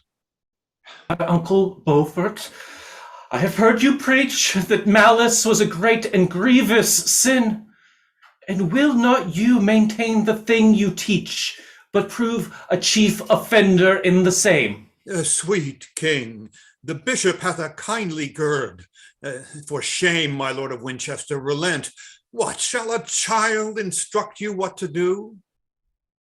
Well, Duke of Gloucester, I will give thee love for thy love, and hand for hand I give. Aye, but I fear me with a hollow heart. See here, my friends and loving countrymen, this token serveth for a flag of truce twixt ourselves and all our followers. So help me God, as I dissemble not. So help me God, as I intended not. O loving uncle, kind Duke of Gloucester, how joyful am I made by this contract. Away, my masters, trouble us no more, but join in friendship, as your lords have done. Content, I'll to the surgeons. So will I. And I will see what physic the tavern affords. Accept this scroll, most gracious sovereign, which in the right of Richard Plantagenet we do exhibit to your majesty. Well urged, my lord of Warwick. For sweet prince, and if your grace mark every circumstance, you have great reason to do Richard right, especially for those occasions at Eltham Place I told your majesty. And those occasions, uncle, were of force. Therefore, my loving lords, our pleasure is that Richard be restored to his blood. And let Richard be restored to his blood, so shall his father's wrongs be recompensed. As will the rest, so willeth Winchester. If Richard will be true, not that all alone, but all the whole inheritance I give that doth belong unto the house of York, from whence you spring by lineal descent. Thy humble servant vows obedience and humble service till the point of death. Stoop then, and set your knee against my foot, and in reguerdon of that duty done, I girt thee with the valiant sword of York. Rise, Richard, like a true Plantagenet, and rise created princely Duke of York.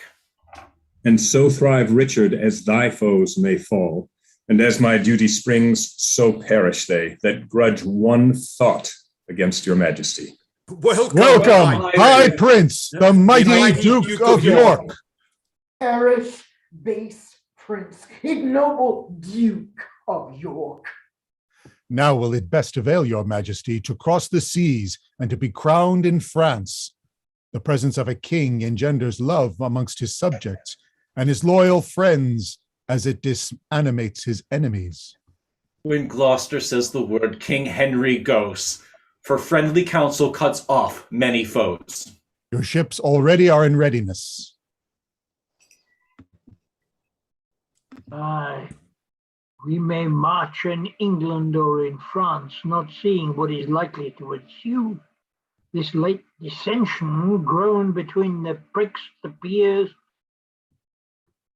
barns under feigned ashes of forged love, and will at last break out into a flame as festered members rot out by degree, till bones and flesh and sinews fall away.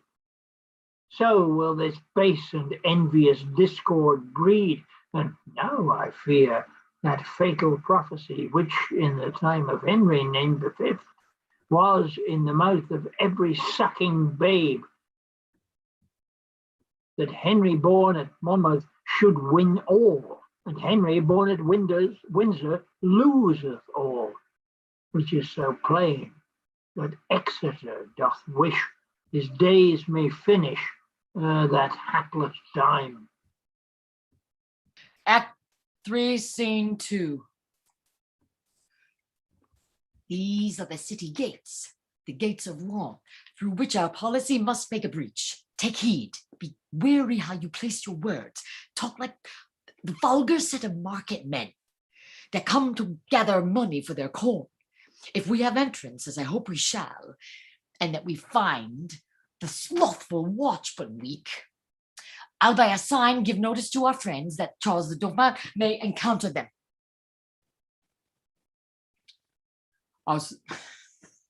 Soldier. Our sack shall be a mean to sack the city, and we be lords and rulers over Rouen. Therefore, we'll knock. Rosin, la pauvre Jean de France. Poor market folks that come to sell their corn. Go in. The market bell is rung. Now, Rowan, I'll shake their bulwarks to the ground. Saint Denis bless this happy stratagem, and once again we'll sleep secure in Rouen.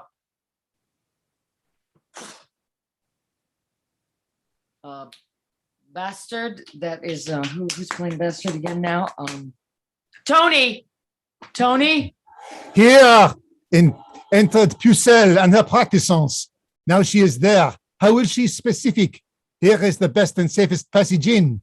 By thrusting out a torch from yonder tower, which once discerned shows that her meaning is no way for that, for weakness which she entered. Behold, this is the happy wedding torch that joineth Ronan to her countrymen, but burning fatal to the Talbonites. See, noble Charles, the beacon of our friend, the burning torch in yonder turret stands. Now shineth like a comet of revenge, a prophet to the fall of all our foes. Defer no time, delays have dangerous ends. Enter, and cry the Dauphin presently, when he do execution on the watch.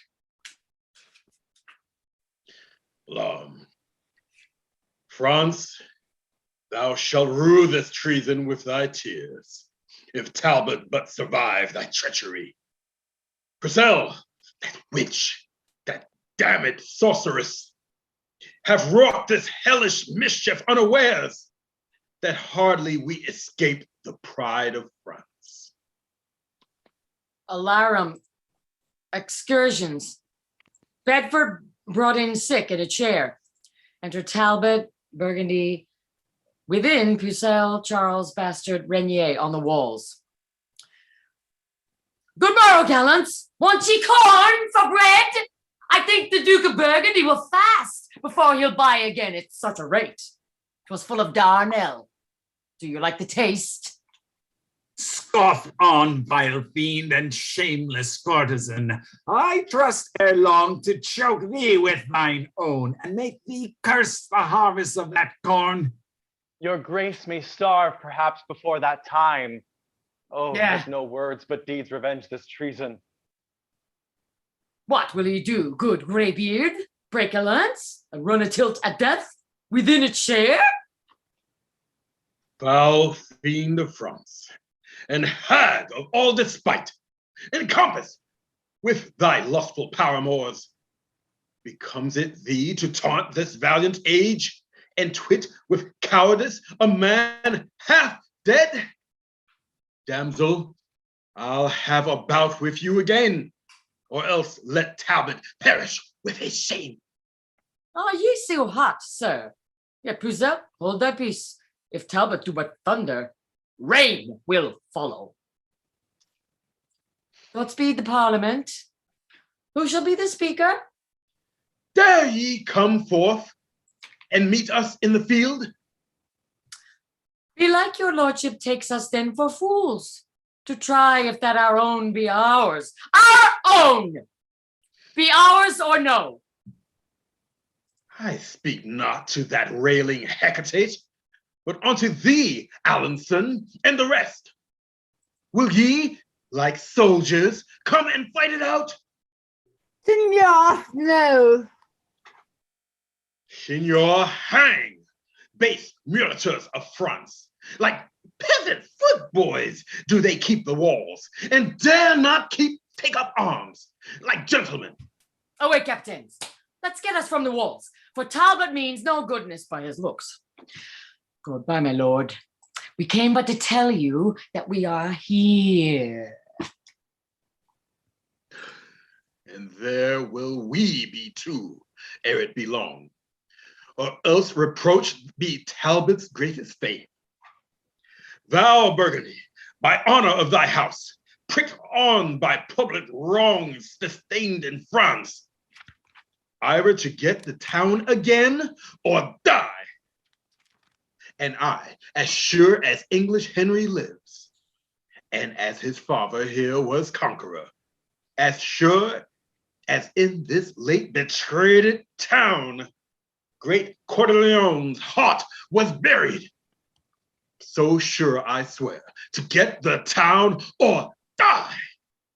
My vows are equal partners with thy vows. But ere we go, regard this dying prince, the valiant Duke of Belford.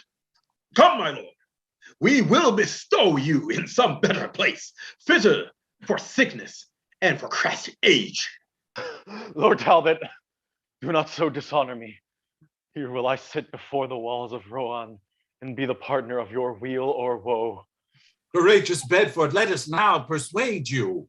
Not to be gone from hence, for once I read that stout Pendragon in his litter sick came to the field and vanquished his foes. Methinks I should revive the soldiers' hearts, because I ever found them as myself. Undaunted spirit and a dying breast. Then be it so. Heavens keep old Belford safe, and now no more do. Brave Burgundy, but gather we our forces out of hand and set upon our boasting enemy. Whither away, Sir John Falstaff, in such haste? Whither away? To save myself by flight. We are like to have the overthrown again. What, will you fly and leave Lord Talbot? I, or the Talbot in the world, to save my life. Cowardly knight! Ill fortune follow thee. Now, quiet soul, depart when heaven please, for I have seen our enemies overthrown. What is the trust or strength of a foolish man? They that of late were daring with their scoffs are glad and fain by flight to save themselves. Bedford dies and is carried in by two in his chair. An alarum, enter Talbot, Burgundy, and the rest. Lost and recovered in a day again. This is a double honor, Burgundy. Yet heavens have glory for this victory. Warlike and martial Talbot, Burgundy enshrines thee in his heart, and there erects thy noble deeds as valor's monuments. Thanks, gentle Duke. But where is Pucelle now? I think her old familiar is asleep. Now where's the bastards' braves and Charles his guilt? What Allamot? Rowan hangs her head for grief that such a valiant company are fled. Now will we take some order in the town, placing therein some expert officers, and then depart to Paris, to the king, for there young Henry with his nobles lie. What wills Lord Talbot pleaseth Burgundy. But yet before we go, let's not forget the noble Duke of Bedford, late deceased. But see his equities fulfilled in Rowan. A braver soldier never couched loss. A gentler heart did never sway in court. But kings and mightiest potentates must die, for that's the end of human misery. Dismay not, princess, at the dismay not, princes, at this accident, nor grieve that Rowan is so recovered. Care is no cure, but rather corrosive for things that are not to be remedied. Let frantic Talbot triumph for a while, and like a peacock, sweep along his tail. We'll pull his plumes and take away his train. If Dauphin and the rest will be but ruled. We have been guided by thee hitherto, and if thy cunning had no diffidence, one sudden foil shall never breed distrust. Search out thy wit for secret policies, and we will make thee famous through the world. We'll set thy statue in some holy place and have thee reverent like a blessed saint. Employ thee then, sweet virgin, for our good. Thus it must be. This doth Joan devise. By fair persuasions mixed with sugared words, we will entice the Duke of Burgundy to leave the Talbot and to follow us. I marry Sweeting if we could do that. Fair France were no place for Henry's warriors, no should that nation boast it so with us, but be extricted from our provinces. Forever should they be expulsed from France and not have title of an earldom here. Your honor shall perceive how I will work to bring this matter to the wished end. Hark! By the sound of drums you may perceive their powers are marching unto Parisward, Paris. There goes the Talbot, with his colors spread, and all the troops of English after him. Now, in the rearward comes the Duke, and his fortune in favor makes him lag behind. Summon a parley. We will talk with him. A parley with the Duke of Bourgogne. Who craves a parley with the Burgundy? The princely Charles of France, thy countryman. What sayest thou, Charles? For I am marching hence. Speak, Puzel, and enchant him with thy words. Brave Burgundy, undoubted hope of France, stay, let thy humble handmaid speak to thee. Speak on, but be not over tedious. Look on thy country, look on fertile France, and see the cities and towns defaced by wasting ruin of the cruel foe, as looks the mother on her lowly babe when death doth close his tender dying eyes. See, see the pining malady of France. Behold the wounds, the most unnatural wounds which thou thyself hast given her woeful breast. Oh, turn thy edged sword another way. Strike those that hurt, and hurt not those that help. One drop of blood drawn from thy country's bosom should grieve thee more than streams of foreign gore. Return thee, therefore, with a flood of tears and wash away thy country's stained spots. Either she hath bewitched me with her words, or nature makes me suddenly relent. Besides, All French and France exclaims on thee, doubting thy birth and lawful progeny. Who joinst thou with but with a lordly nation that will not trust thee, but for profit's sake? When Talbot hath set footing once in France and fashioned thee that instrument of ill, who then but English Henry will be lord, and thou be thrust out like a fugitive? Call we to mind, and mark but this for proof. Was not the Duke of Orleans thy foe? And was he not in England prisoner?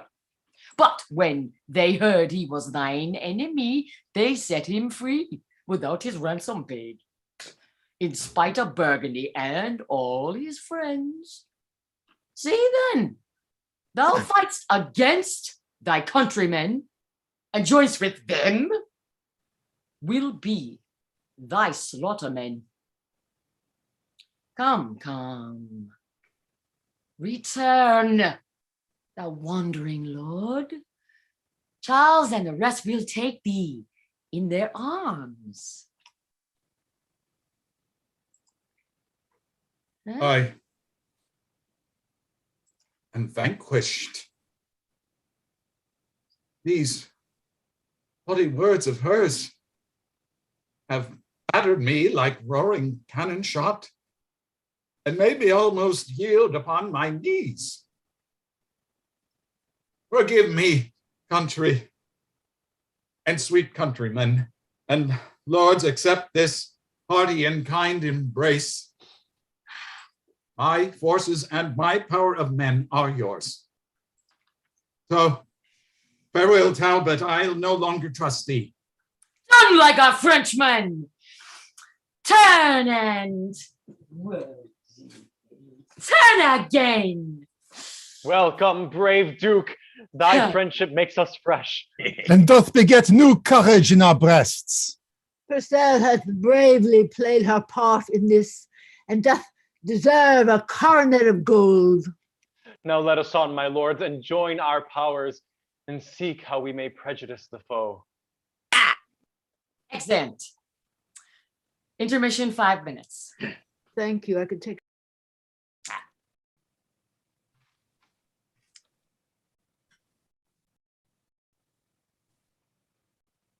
Great job, everyone. Yes, 5 minutes. So we'll be back at 3:01 Eastern We're time. coming back And, for scene 4. 1 minute after the hour for. I am sorry that I'm having to do a lot of video, audio, and all that stuff. And I'm trying not to be too intrusive about the enter blah blah, you know. No, they're good. You're doing great. But sometimes you Yeah. do have to, I think, indicate, because this place switches locale an awful lot, you know. Oh, yeah. French, English, you know. And a lot of you all are playing sometimes an English person, sometimes a French person, you know. No, that's good. Yeah. It's good to keep track of who's where. Right. Yeah. And yeah, things that you could do in performance, like Bedford dies, you know, or I mean, things that and fights and things like that. It's good to use the stage. Yeah, because on stage it's being done, but we don't have that. Yeah. Right. Yeah, and no, this is one of the ones where you need the stage direction. you kind of do, Just yeah. to keep track of it all. I really realized it. Yeah, the audience be totally confused. You know. Oh yeah. Right. Totally. I mean, it's really hard. I don't know if you're listening right now, Mark. Yes. Oh, as Mortimer, I mean, that's really hard. I mean, you know, you're telling 2 pages worth of exposition so that the groundlings and the audience and everybody knows the whole background of all this with the different people that have, you know, who were next in line for the English throne, and then you die. You have all those. You're able to speak. That was a bitch. Yeah, and then you don't have any words left, and your lungs fail you, and you die. Yeah. He had this one last thing to say, and finally Richard shows up, so he's able to say it, and then dies. His nephew. Right. yeah, then he had a sudden heart attack. He had a heart attack suddenly or something. Oh. So we're coming back for scene 4. Yeah. Sounds cool. Paul, it's the first time I've noticed it. It appears you are appearing in the Globe Theater. That's right. I'm using a virtual. Where'd you get a hold of that? Hide from my basement. I'm not sure. I think I downloaded it from them. Oh, you can take an image and just get it. Was this actually done at the Globe or at the? Was this actually done at the Globe or at the Curtain? That's a good question. Yeah, no, this is pre-Globe. This was done possibly at the Rose. Okay. The Curtain, because there So are some that's things. the proscenium march one. Right, and then in the dark and stealth of night, they had to transport timber by timber, right? Wood. It was at the North Bank But of that London. was setting up the Globe. Prior to this, it was at a proscenium march theater. But that's what I'm saying. They transported the whole theater over the Thames River down to the South Bank and built the Globe Theater overnight because they were sneaky buggers. Everyone. Because they were fighting the laws against. It was the landlord. It was the landlord. The landlord. Who was like, right, and the Puritans lease was up, and they're like, "We're going to raise your rents a lot," and the landlord was like, "Oh, it's fine. We'll just sort of, I just won't take them, and then I'll have this theater here that they built, which was called the theater." But what they took was the theater, and they, over Christmas break, they disassembled it and took it down the Thames and set it up and rebuilt it as the Globe. So I think the theater's dimensions were similar to the Globe in terms of being, sort of on the more open three-sided. But I think the Rose and the Curtain, I thought they were more like sort of with the inns where they would have things on both sides, or was more Curtain was more. Well, when the curtain was built, it was very much a gap between two buildings. The stage was exactly the same size. It was about 40 meters across. The difference in the Globe was they had the two pillars, which kind of constrained what they could do with it. When it was in the Curtain, it was wide open and they could use the whole 40 meters. And that's where Romeo and Juliet was done. That's where Henry V was staged. And knowing Shakespeare and his view of technicalities and his view of technical theatre, it meant that that's where he was staging them. When they got to the Globe and they had those pillars there, that kind of constrained things and they had a little bit of problem. But it's the same thing. You look at the Tempest. But they had to have the pillars so that they could have a better way of having stuff on the second floor there, right? Yeah, but they could have musicians up there on stage. Yeah, but that's not how the original theater was staged. And Shakespeare was a technician above everything else. And he understood how things should work together. You look at the Tempest and everybody says it wasn't done very often. Well, of course it wasn't done very often because it was written for the indoor theater. Yeah, but that came after at Blackfriars Theater. That was a different theater. Yeah, I'm sorry to interrupt, but it's 3:01. Oh, okay. We got you, guys. Thank you, Tony, for the reminder. Thank you. Thank you. Welcome back. And I do just want to make one point with what Virg was saying earlier, that actually, even though this is the first part of Henry VI, it was actually probably the third Henry VI play written, and that most scholars agree that the second part of Henry VI was written first, because the second and third parts were published in quarto as the second part of Henry VI was known as the first part of the contention between the houses of York and Lancaster. And it's much more, we're in the middle of it. Whereas, and then he goes back to have the lovely scene of the picking of the roses where it all begins. So I know we have to start up, but I just always wow, thank you, because I always thought that the nature of this play, was kind of like collaborative, and it was a little tiny bit primitive. Well, there is a lot of we can talk about this after. Okay, There's a lot of ideas that the Henry VI were very collaborative. Maybe Marlowe wrote a bunch of it. So, but anyways, let's hear the play. All right. I just want to say I apologize for missing that scene. I had some stupid thing pop up on my screen and got knocked off. And since I didn't have a panelist link, I couldn't get back on. That's okay, David. I mean, let me tell you, I've messed up so many entrances with this format of the Zoom. No problem at all. All right, so we're resuming, everybody, right?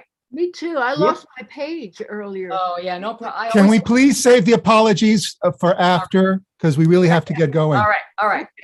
Act 3, scene 4. Enter the King, Gloucester, Winchester, York, Suffolk, Somerset, Warwick, Exeter. To them, with soldiers, Talbot. My gracious prince and honorable peers, hearing of your arrival in this realm, I have a while given truce unto my wars, to do my duty to my sovereign, in sign whereof this arm that hath reclaimed to your obedience 50 fortresses, 12 cities, and 7 walled towns of strength, beside 500 prisoners of esteem. Let's fall his sword before your highness's feet, and with submissive loyalty of heart, ascribes the glory of his conquest got. First to my God, and next unto your grace. Is this the Lord Talbot, Uncle Gloucester, that has so long been resident in France? Yes, if it please your majesty, my liege. Welcome, brave captain and victorious lord. When I was young, as yet I am not old, I do remember how my father said, a stouter champion never handled sword. Long since we were resolved of your truth, your faithful service, and your toil in war. Yet never have you tasted our reward, or been reguerdoned with so much as thanks, because till now we never saw your face. Therefore stand up, and for these good deserts, we here create you Earl of Shrewsbury, and in our coronation take your place. Manet, trumpets flourish, exeunt. Manet, remain, Vernon and Besset. Now, sir, to you that were so hot at sea, this gracing of these colors that I wear, in honor of my noble lord of York, dost thou maintain the former words thou spakest? Yes, sir, as well as you dare patronage the envious barking of your saucy tongue against my lord, the Duke of Somerset. Sirrah, thy lord I honor as he is. Why, what is he? As good a man as York? Hark ye, not so. In witness take you that. Villain! Thou knowest the law of arms is such, that whoso draws a sword, 'tis present death, or else this blow should broach thy dearest blood. But I'll unto his majesty, and crave I may have liberty to venge this wrong. When thou shalt see, I'll meet thee to thy cost. Well, miscreant, I'll be there as soon as you, and after meet you sooner than you would. Exeunt. Act 4, Scene 1. Enter King, Gloucester, Winchester, York, Suffolk, Somerset, Warwick, Talbot, and Governor Exeter. Lord Bishop, set the crown upon his head. God save King Henry of that name the 6th.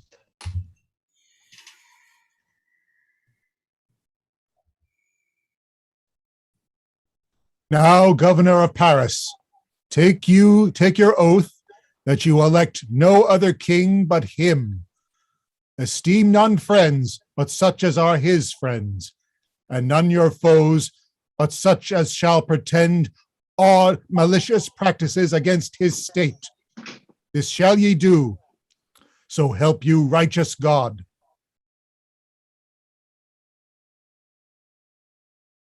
My gracious lord, my gracious sovereign, as I rode from Calais to haste unto your coronation, a letter was delivered to my hands, writ to your grace from the Duke of Burgundy. Shame to the Duke of Burgundy and thee!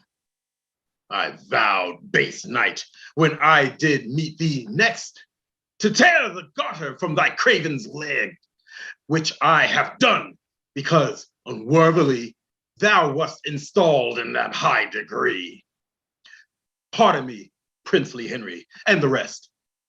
This dastard at the Battle of Portsmouth, when, but in all, I was 6,000 strong, and that the French were almost 10 to 1 before we met, or that a stroke was given, like to a trusty squire, did run away, in which assault we lost 1,200 men.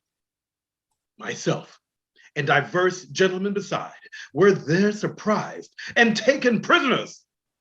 Then judge, great lords, if I have done amiss, or whether that such cowards ought to wear this ornament of knighthood, yea or nay. To say the truth, this fact was infamous, and ill beseeming any common man, much more a knight, a captain, and a leader. When first this order was ordained, my lords, knights of the Garter were of noble birth, valiant and virtuous, full of haughty courage, such as were grown to credit by the wars, not fearing death, nor shirking for distress, but always resolute in most extremes. He then that is not furnished in this sort doth but usurp the sacred name of knight, profaning this most honorable order, and should, if I were worthy to be judge, be quite degraded like a hedge-born swain that doth presume to boast of gentle blood. Stain to thy countrymen, thou hearest thy doom. Be packing, therefore, thou that wast a knight. Henceforth we banish thee on pain of death. And now, Lord Protector, view the letter sent from our uncle Duke of Burgundy. What means his grace that he hath changed his style?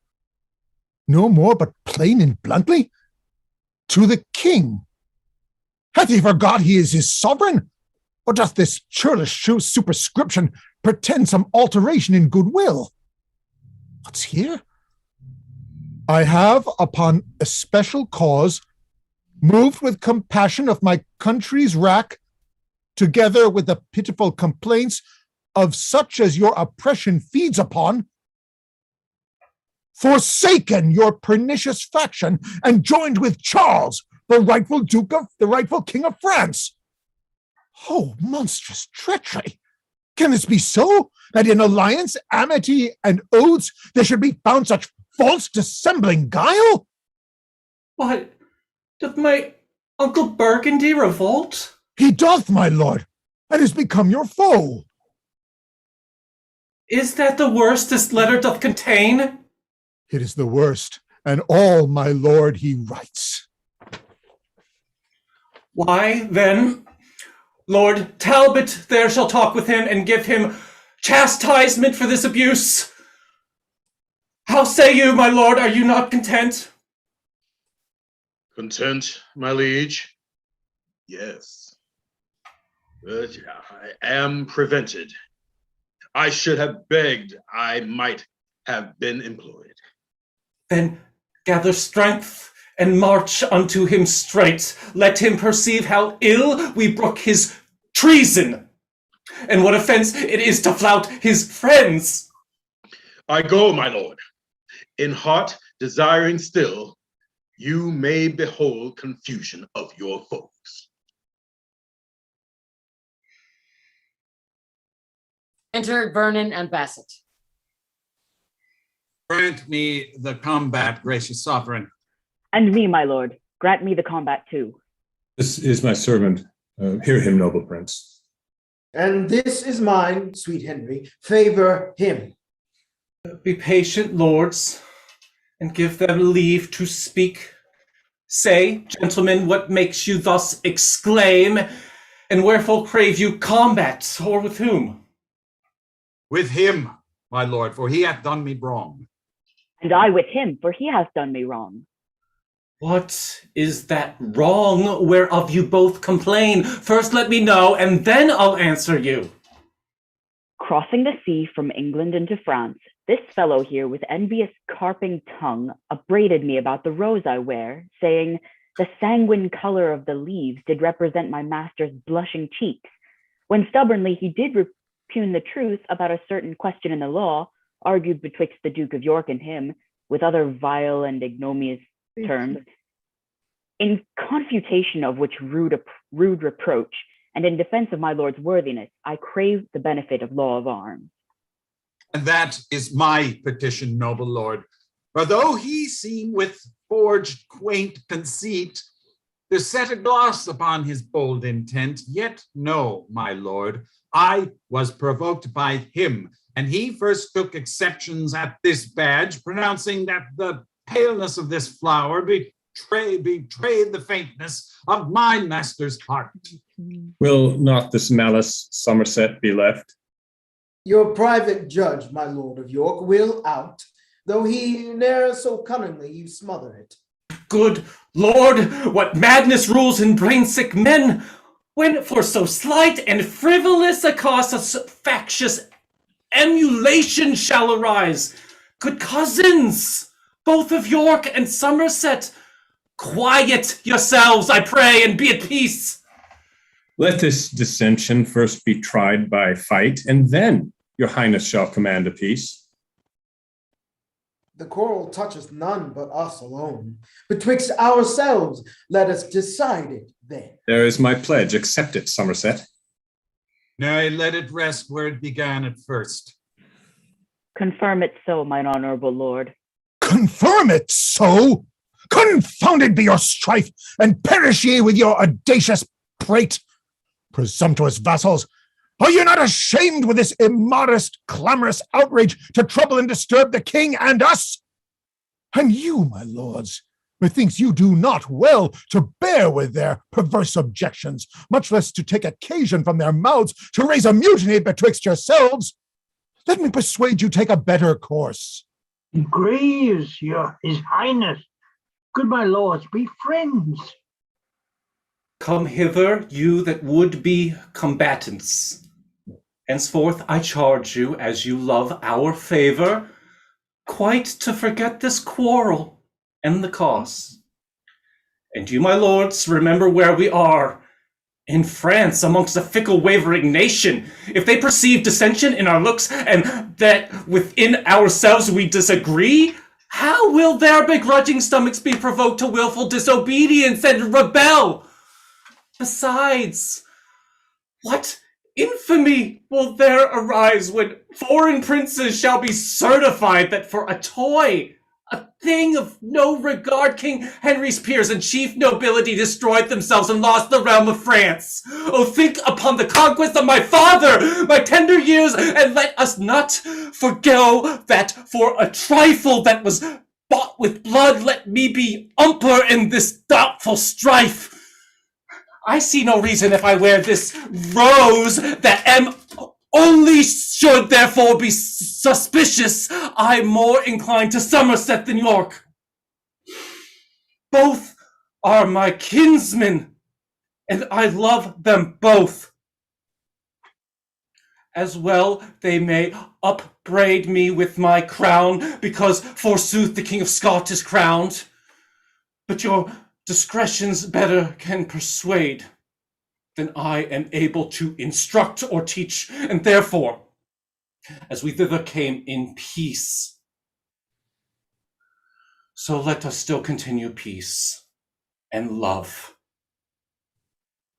Cousin of York, we instruct your grace to be our regent in these parts of France, and good my lord of Somerset, unite your troops of horsemen and his band of foot, and like true subjects, sons of your progenitors, go cheerfully together and digest your angry choler on your enemies. Ourself, my lord protector, and the rest are, after some respite, will return to Calais. From thence to England, where I hope ere long to be presented by your victories with Charles, Alençon, and that traitorous rout. Exeunt Manet remain York, Warwick, Exeter, Vernon.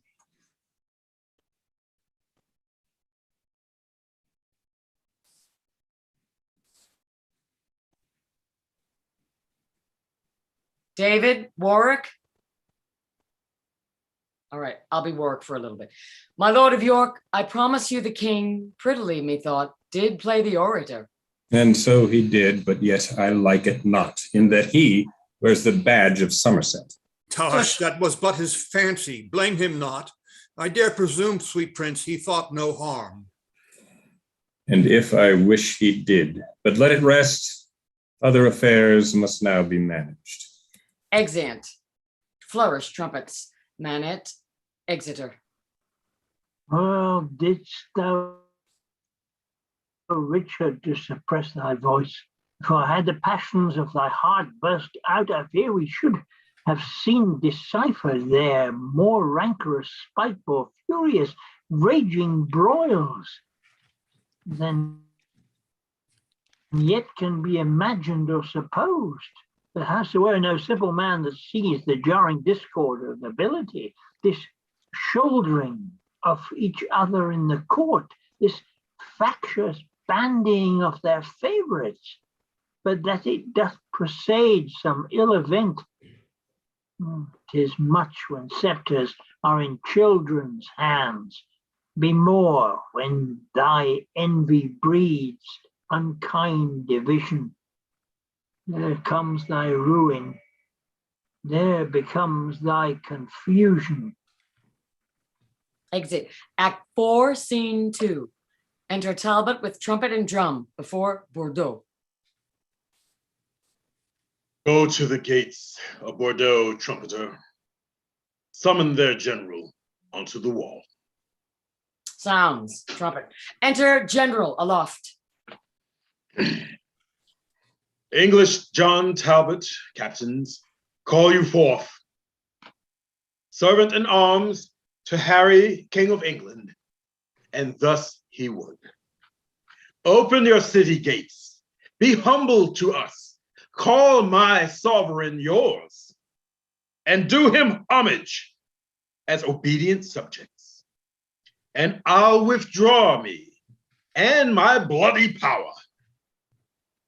But if you frown upon this proffered peace, you tempt the fury of my 3 attendants, lead flame, quartering steel, and climbing fire, who in a moment, even with the earth, shall lay your stately and our braving towers, if you forsake the offer of their love. Thou ominous and fearful owl of death, our nation's terror and their bloody scourge. The period of thy tyranny approacheth. On us thou canst not enter but by death, for I protest we are well fortified and strong enough to issue out and fight. If thou retire, the Dauphin, well appointed, stands with the snars of war to tangle thee. On either hand thee there are squadrons pitched to wall thee from the liberty of flight, and no way canst thou turn thee for redress, but death doth front thee with apparent spoil, and pale destruction meets thee in the face. 10,000 French have taken the sacrament to rue their dangerous artillery upon no Christian soul but English Talbot. Lo, there thou standest, a breathing valiant man of an invincible, unconquered spirit. This is the latest glory of thy praise, that I, thy enemy, do thee withal. For ere the glass that now begins to run, finish the process of the sandy hour, these eyes that see thee now well colored shall see thee withered, bloodied, pale, and dead. Hark, hark, the dolphin's drum, a warning bell, sings heavy music to thy timorous soul, and mine shall ring thy dire departure out. He fables not. I hear the enemy. out some light horsemen and peruse their wings. Oh, negligent and heedless discipline, how are we parked and bounded in a pail? A little herd of England's timorous deer, mazed with a yelping kennel of French curs. If we be English deer, be then in blood, not rascal-like to fall down with a pinch, but rather moody mad and desperate stags, turn on the bloody hounds with heads of steel, and make the cowards stand aloft at bay. Sell every man his life as dear as mine, and they shall find dear of us, my friends. God and S. George, Talbot, and England's right, prosper our colors in this dangerous fight. Or scene 3. Enter a messenger that meets York. Enter York with trumpet and many soldiers. Are not the speedy scouts returned again that dogged the mighty army of the Dauphin? They are returned, my lord, and give it out that he has marched to Bordeaux with his power, to fight with Talbot as he marched along. By your espials were discovered 2 mightier troops than that the Dauphin led, which joined with him and made their march for Burgundy. Plague upon that villain Somerset that thus delays my promised supply of horsemen that were levied for this siege. Renowned Talbot doth expect my aid, and I am louted by a traitor villain, and cannot help the noble chevalier. God comfort him in this necessity. If he miscarry, farewell wars in France. Enter another messenger. Thou princely leader of our English strength, never so needful on the earth of France, spar to the rescue of the noble lauded Talbot, who now is girdled with a waist of iron and hemmed about with grim destruction, to Bordeaux, warlike Duke of Bordeaux, York. Else farewell, Talbot, France, and England's York. Oh God, that Somerset, who in proud heart doth stop my cornets, were in Talbot's place, so should we see a valiant gentleman by forfeiting a traitor and a coward. Mad ire and wrathful fury makes me weep that thus we die, while remiss traitors sleep. Oh, send some succor to the distant lord. He dies, we lose. I break my warlike word. We mourn, France smiles. We lose, they daily get all long of this vile traitor, Somerset. Then God take mercy on this brave Talbot's soul, and on his son, young John, whom 2 hours since I met in travel towards his warlike father. This 7 years did not Talbot see his son, and now they meet where both their lives are done. Alas, what joy shall noble Talbot have to bid his young son welcome to his grave? Away, vexation almost stops my breath that sundred friends greet in the hour of death. Lucy, farewell, no more my fortune can, but curse the cause I cannot aid the man. Maine, Blois, Poitiers, and Tours are won away. Long all of Somerset and his delay. Thus, while the vulture of sedition feeds in the bosom of such great commanders, sleeping neglection doth the traitor lose the conquest of our scarce cold conqueror. Then that ever living man of memory, Henry V, whilst they each other cross, lives, honors, lands, and all hurries to lose. Act 4, scene 4. Enter Somerset with his army. It is too late. I cannot send them now. This expedition was by York and Talbot too rashly plotted. All our general force might be with a sally of the very town be buckled with. The overdaring Talbot hath sullied all his gloss of former honor by his unheedful, desperate, wild adventure. York set him on to fight and die in shame. That Talbot dead, great York might bear the name. Here is Sir William Lucy, who with me set from our o'ermatched forces forth for aid. How now, Sir William? Whither were you sent? I think this is Jesse or Jackie.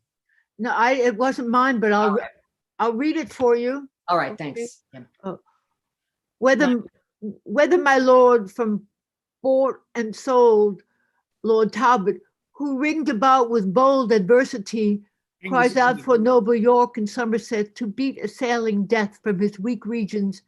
And whilst the honorable captain there drops bloody sweat from his war-wearied limbs, and in advantage lingering looks for rescue, you his false hopes, the trust of English honor, keep off aloof with worthless emulation.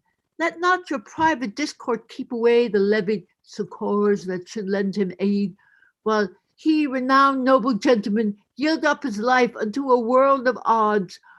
Orleans the bastard, Charles Burgundy, Alison, regard, compass him about, and Talbot perish by your default. York set him on. York should have sent him aid. And York is fast upon your grace, exclaims, swearing that you withheld his levied host collected for this expedition. York lies. He might have sent and had the horse. I owe him little duty and less love, and take foul scorn to fall on him by sending.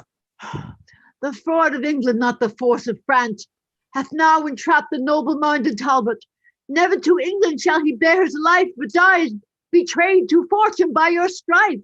Come, go. I will dispatch the horsemen straight. Within 6 hours they will be at his aid. Oh, too late comes rescue. He is taken or slain, for fly he could not.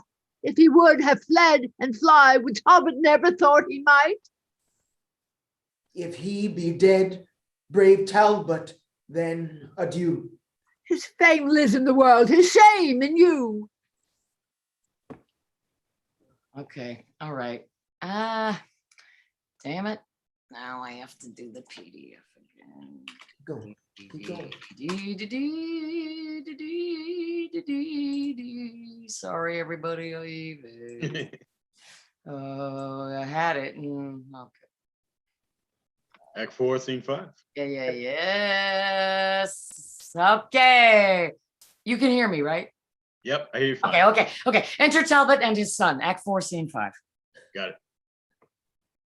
Oh, young John Talbot, I did send for thee to tutor thee in stratagems of war, that Talbot's name might be in thee revived, when sapless age and weak, unable limbs should bring thy father to his drooping chair.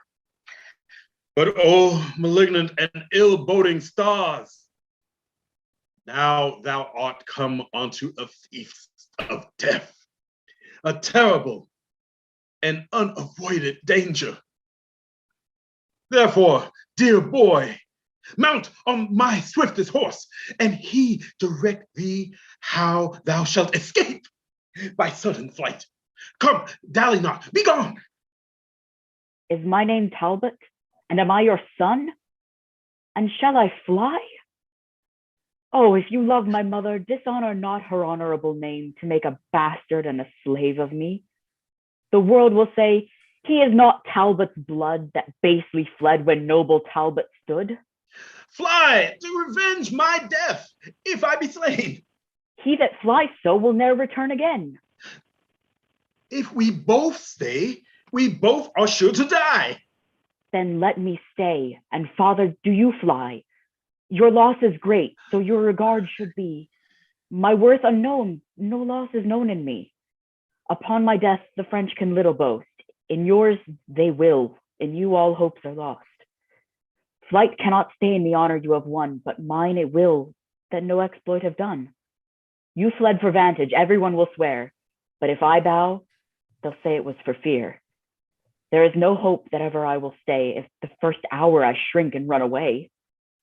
Here on my knee I beg mortality rather than life preserved with infamy. Shall all thy mother's hopes lie in one tomb? Aye, rather than I shame my mother's womb. Upon my blessing, I command thee, go. To fight I will, but not to fly the foe. Part of thy father may be saved in thee. No part of him but will be shame in me. Thou never hast renown. Thou canst not lose it. Yes, your renowned name. Shall flight abuse it? Thy father's charge shall clear thee from this stain. You cannot witness for me being slain. If death be so apparent, then both fly. And leave my followers here to fight and die. My age was ne'er tainted with such shame. And shall my youth be guilty of such blame? No more can I be severed from your side than can yourself in twain divide. Stay, go, do what you will, the like do I. For live I will not if my father die. Then here I take my leave of thee, fair son, born to eclipse thy life this afternoon. Come, side by side, together live and die, and soul with soul from France to heaven fly. Exit. Act 4, Scene 6. Alarum, excursions, fighting, wherein Talbot's son is hemmed about, and Talbot rescues him. Saint George and victory. Fight, soldiers, fight.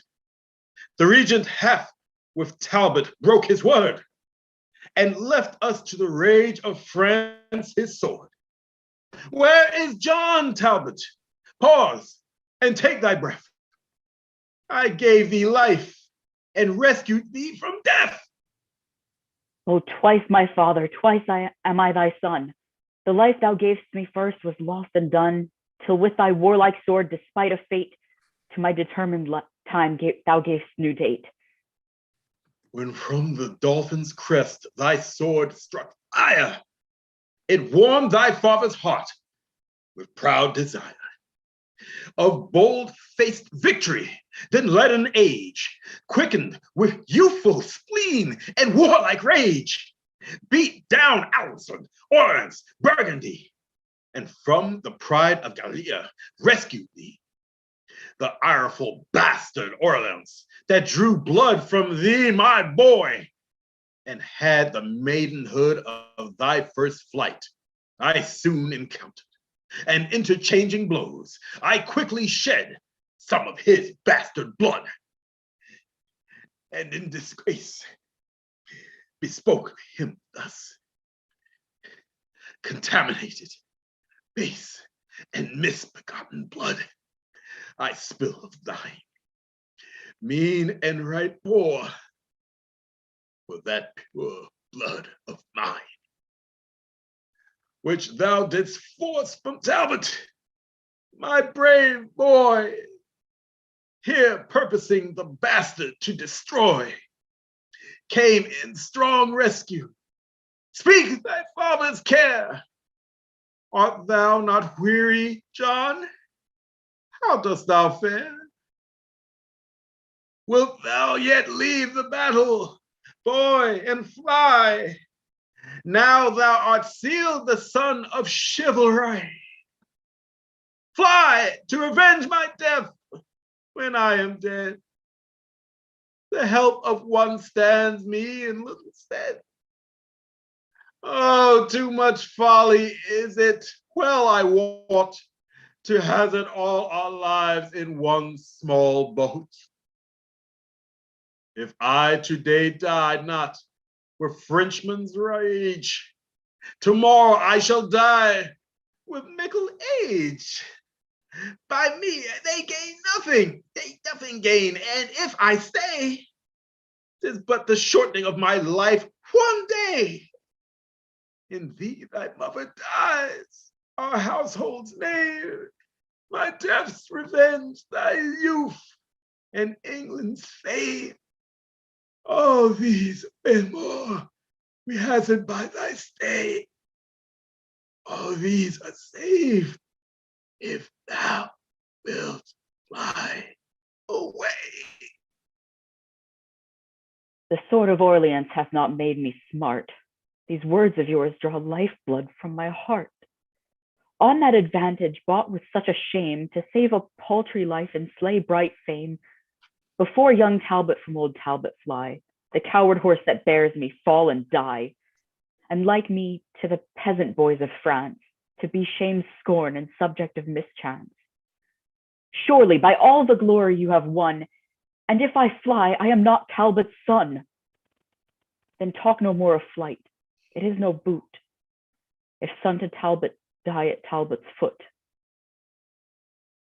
Then follow thou thy desperate sire of Crete.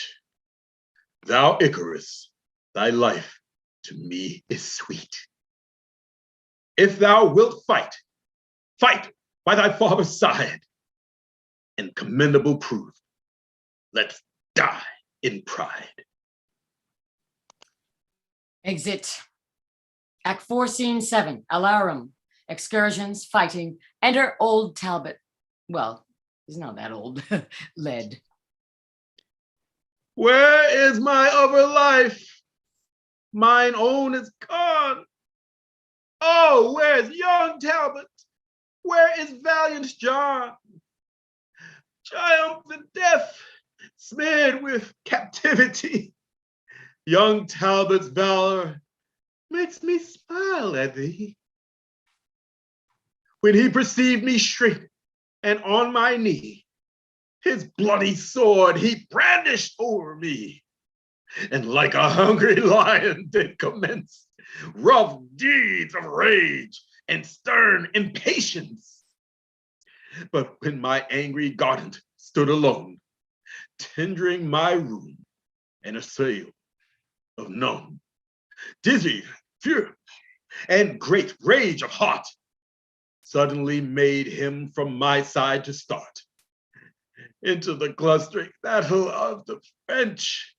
And in that sea of blood, my boy did drench his o'ermounting spirit, and there died my Icarus, my blossom in his pride.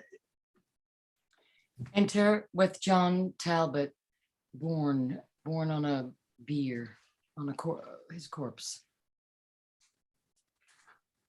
Oh, my dear Lord, lo, where your son is born.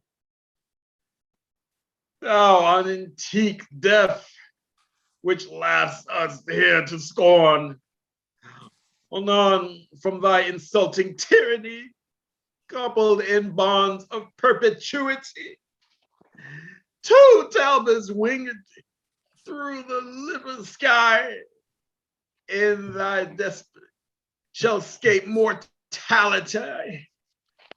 O thou whose wounds become hard favored death, speak to thy father ere thou yield thy breath. Brave death by speaking, whether he will or no. Imagine him a Frenchman and thy foe.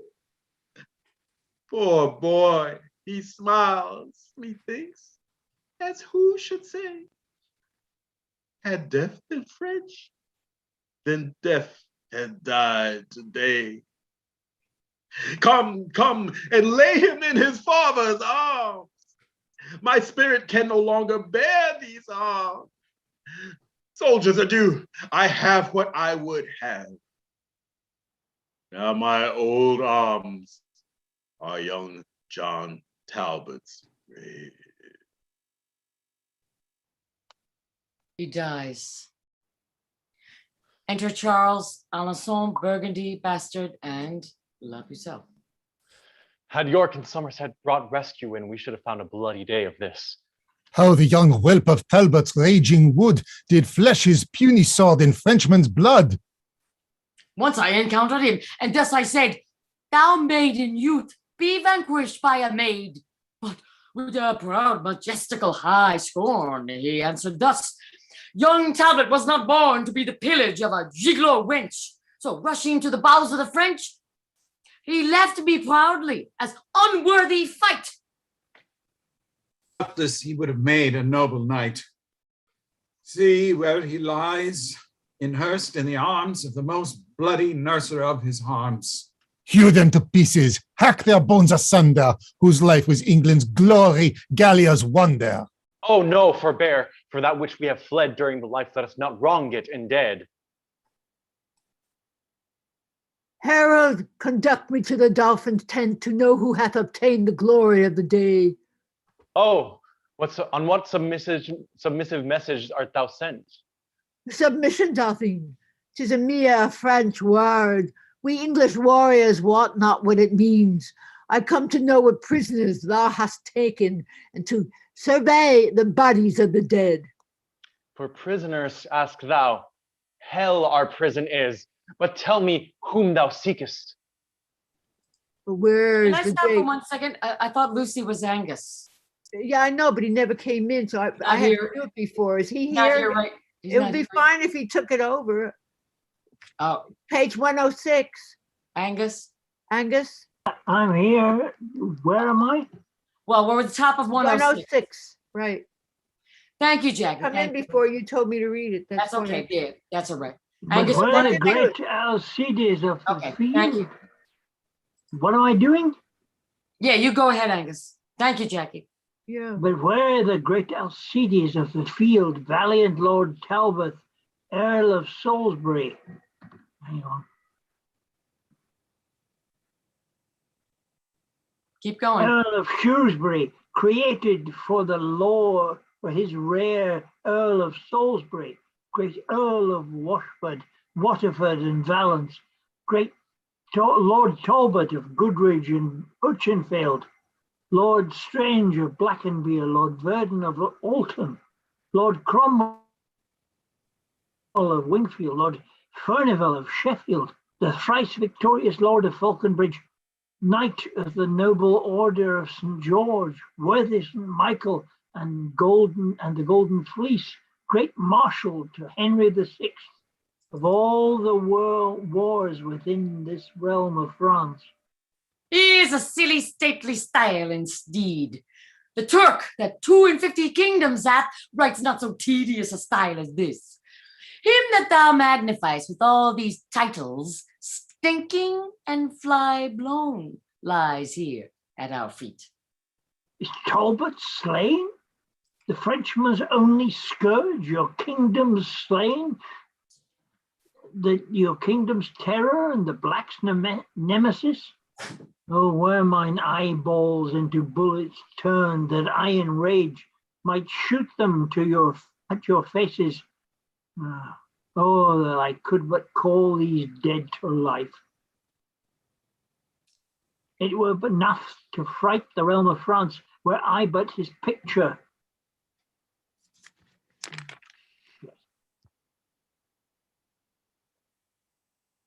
I've lost the place. What Top page? of 107.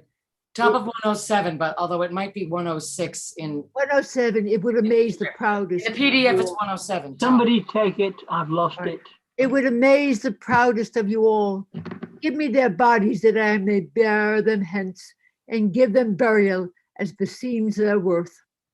I think this upstart is old Talbot's ghost. He speaks but with such a proud, commanding spirit. For God's sake, let him have him to keep him here. They would but stink and putrefy the air. Oh, take their bodies hence. I'll bear them hence, but from their ashes shall be raised a phoenix that shall make all France afeared. So we be rid of them. Do with them what you wilt. And now to Paris in this conquering vein, all will be ours now, bloody Talbot slain. Exeunt. Act 5, Scene 1. Senate, Trumpet, King, Gloucester, and Exeter.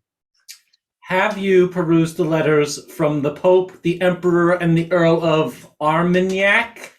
I have, my lord, and their intent is this. They humbly sue unto your excellence to have a godly peace concluded of between the realms of England and of France. How doth your grace affect their motion? Well, my good lord, and as the only means to stop effusion of our Christian blood and establish quietness on every side. I marry, uncle, for I always thought it was both impious and unnatural that such immanity and bloody strife should reign among professors of one faith. Besides, my lord, the sooner to effect and surer bind this knot of amity, the Earl of Armagnac, ne'er knit to Charles, a man of great authority in France, proffers his only daughter to your grace in marriage with a large and sumptuous dowry. Marriage, uncle? Alas, my years are young, and fitter is my study and my books than wanton dalliance with a paramour. Yet call the ambassadors, and as you please, so let them have their answers, everyone. I shall be well content with any choice tends to God's glory and my country's weal. Enter Winchester with 3 ambassadors.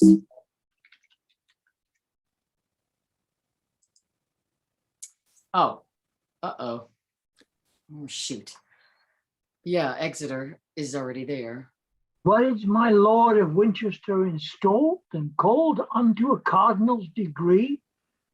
Then I perceive that will be verified. Henry V did sometime prophesy, if once he come to be a cardinal, he'll make his cap co-equal with the crown. My lords ambassadors, your several suits have been considered and debated on. Your purpose is both good and reasonable. And therefore are we certainly resolved to draw conditions of a friendly peace, which by my Lord of Winchester we mean shall be transported presently to France. And for the proffer of my lord your majesty, I have informed his highness so at large, as liking of the lady's virtuous gifts, her beauty, and the value of her dower, he doth intend she shall be England's queen. In argument and proof of which contract, bear her this jewel, pledge of my affection. And so my Lord Protector see them guarded and safely brought to Dover, wherein shipped commit them to the fortune of the sea. Stay, my Exit. lord. Sorry. Stay, my lord legate. You shall first receive the sum of money which I promise it should be delivered to His Holiness for clothing me in these grave ornaments. I will attend upon your lordship's leisure. Now, Winchester will not submit, I trow, or be inferior to the proudest peer. Humphrey of Gloucester, thou shalt well perceive that neither in birth or for authority the bishop will be overborne by thee.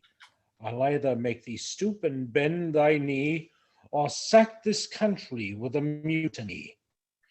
Exeunt. Act 5, Scene 2. Enter Charles, the Dauphin, Burgundy, Alençon, Bastard, Renier, and Joan. These news, my lord, may cheer our drooping spirits. 'Tis said the stout Parisians do revolt and turn again unto the warlike French. Then march to Paris, Royal Charles of France, and keep not back your powers and dalliance. Peace be amongst them if they turn to us, else ruin come back with their palaces. Enter Scout.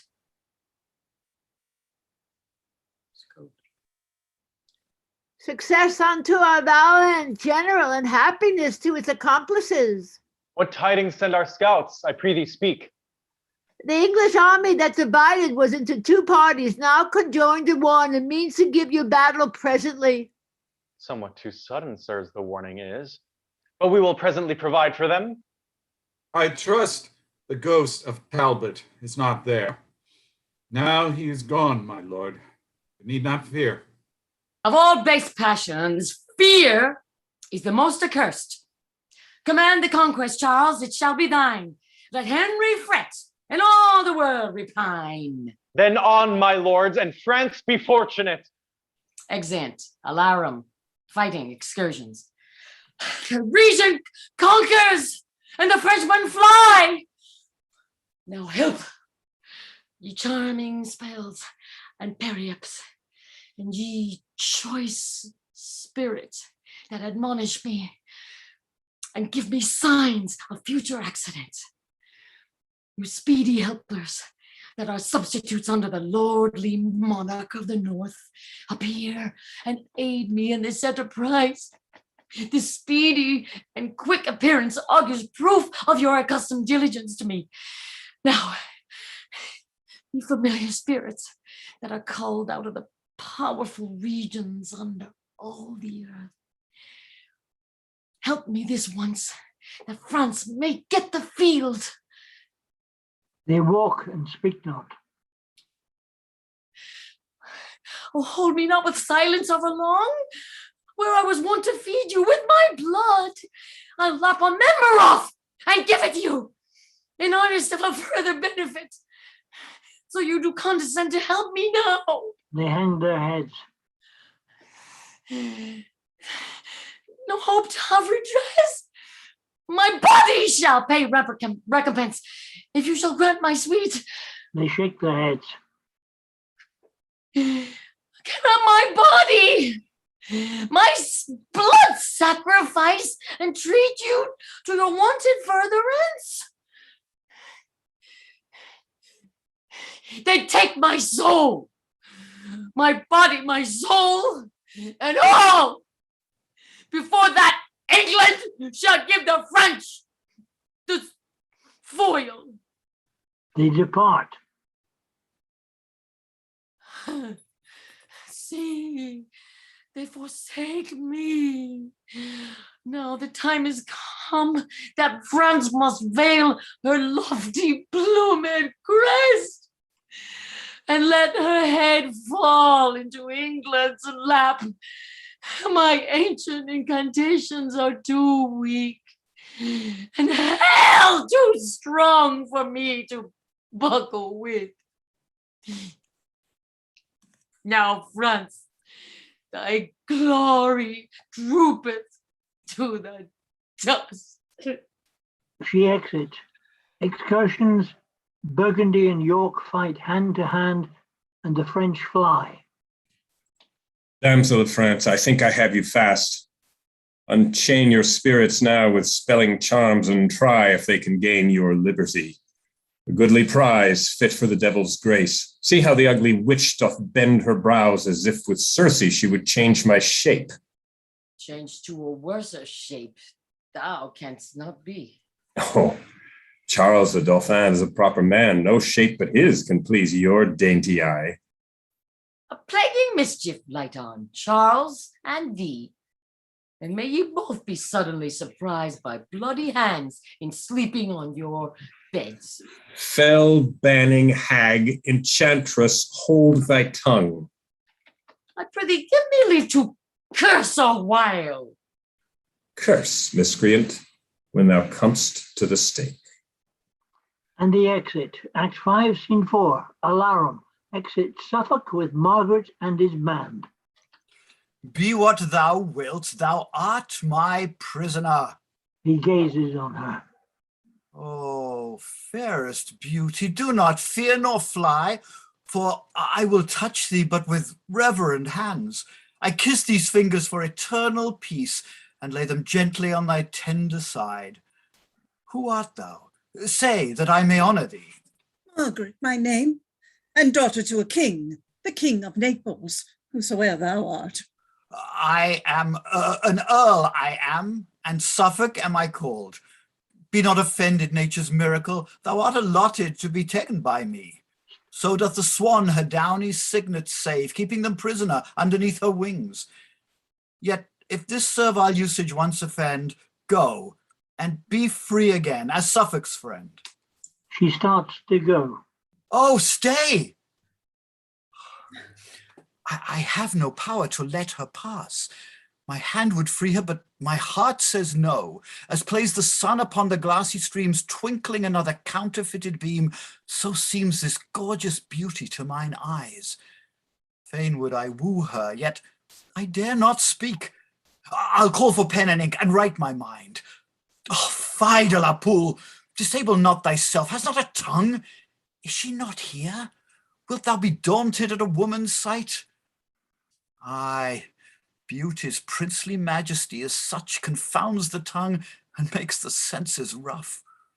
Say, Earl of Suffolk, if thy name be so, what ransom must I pay before I pass? For I perceive I am my prisoner. How canst thou tell she will deny thy suit before thou make a trial of her love? Why speakst thou not? What ransom must I pay? She's beautiful and therefore to be wooed, and she's a woman, therefore to be won. Wilt thou accept of ransom, yea or no? Fond man, remember thou hast a wife. How can Margaret be thy paramour? I were best to leave him, for he will not hear. There all is marred. There lies a cooling card. He talks at random. Sure, the man is mad. And yet, dispensations may be had. And yet I would that you would answer me. I'll win this Lady Margaret. For whom? Why, for my king. Tush, there's a wooden thing. He talks of wood? It is some carpenter. Yet so my fancy may be satisfied, and peace established between these realms. But there remains a scruple in that too, for though her father be the King of Naples, Duke of Anjou and Maine, yet is he poor, and our nobility will scorn the match. Hear ye, Captain? Are you not at leisure? It shall be so. Disdain that ne'er so much. Henry is youthful and will quickly yield. Madam, I have a secret to reveal. Not though I be enthralled, he seems a knight and will not in any way dishonor me. Lady, vouchsafe to listen what I say. Oh, perhaps I shall be rescued by the French, and then I need not crave his courtesy.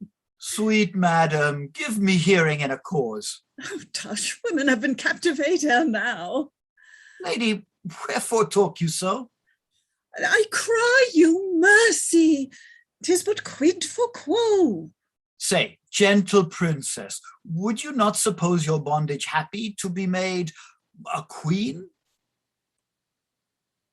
To be made a queen in bondage is more vile than is a slave in base civility, for princes should be free.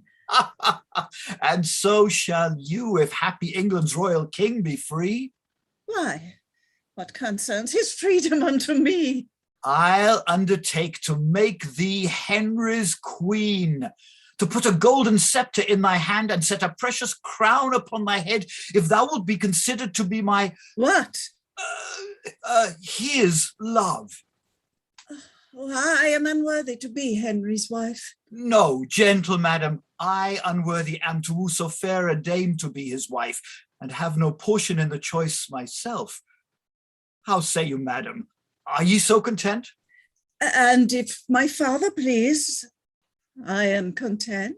Then call our captains and our colours forth, and madam, at your father's castle walls will crave a parley to confer with him. Sounds and trumpets, enter Regnier on the walls. See, Regnier, see, thy daughter prisoner. To whom? To me. Suffolk, what remedy? I am a soldier and unapt to weep or to exclaim on fortune's fickleness. Yes, there is remedy enough, my lord. Consent, and for thy honour give consent, thy daughter shall be wedded to my king, whom I with pain have wooed and won thereto. And this her easy held imprisonment hath gained thy daughter princely liberty. Speaks Suffolk as he thinks. Fair Margaret knows that Suffolk doth not flatter, face, or feign. Upon thy princely warrant, I descend to give the answer of thy just demand. And here I will expect thy coming. Trumpet sound, enter Regnier. Welcome, brave Earl, into our territories. Command in Anjou what your honor pleases. Thanks, Regnier. Happy for so sweet a child, fit to be made companion with a king. What answer makes your grace unto my suit? since thou dost deign to woo her little worth, to be the princely bride of such a lord, upon condition I may quietly enjoy mine own, the country of Maine and Anjou, free from oppression or the stroke of war. My daughter shall be Henry's, if he please. That is her ransom.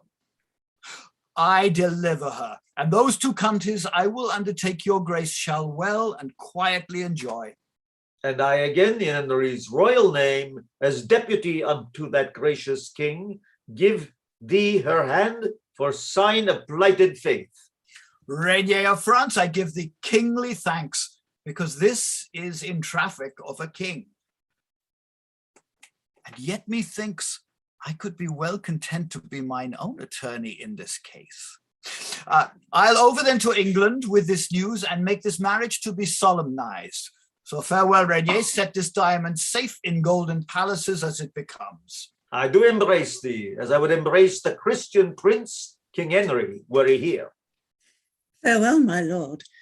Good wishes, praise, and prayers shall Suffolk ever have of Margaret. She starts to leave. Farewell, sweet madam. But hark you, Margaret, no princely commendations to my king? Such commendations as becomes a maid, a virgin, and his servant say to him. Oh, words sweetly placed and modesty directed. But madam, I must trouble you again. No loving token to his majesty? Yes, my good lord. A pure, unspotted heart never yet taint with love. I send the king. And this withal. He kisses her. That for thyself. I will not presume to send such peevish tokens to a king. Oh, wert thou for myself. But Suffolk stay, thou mayst not wander in that labyrinth. There minotaurs and ugly treasons lurk.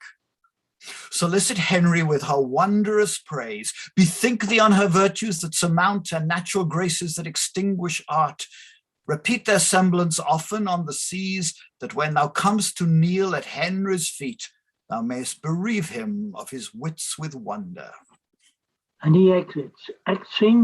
Scene 5, into York, Warwick, Shepherd, and Purcell. Bring forth that sorceress condemned to burn. Ah, Joan, this kills thy father's heart outright. Have I sought every country far and near? And now it is my chance to find thee out. Must I behold thy timeless cruel death? Ah, Joan, sweet daughter Joan, I'll die with thee. Decrepit miser, base ignoble wretch. I am descended of a gentler blood. Thou art no father, nor no friend of mine. Out, out, my lords, and please you, 'tis not so. I did beget her. All the parish knows. Her mother liveth yet, can testify. She was the first fruit of my bachelorship. Oh, graceless, wilt thou deny thy parentage?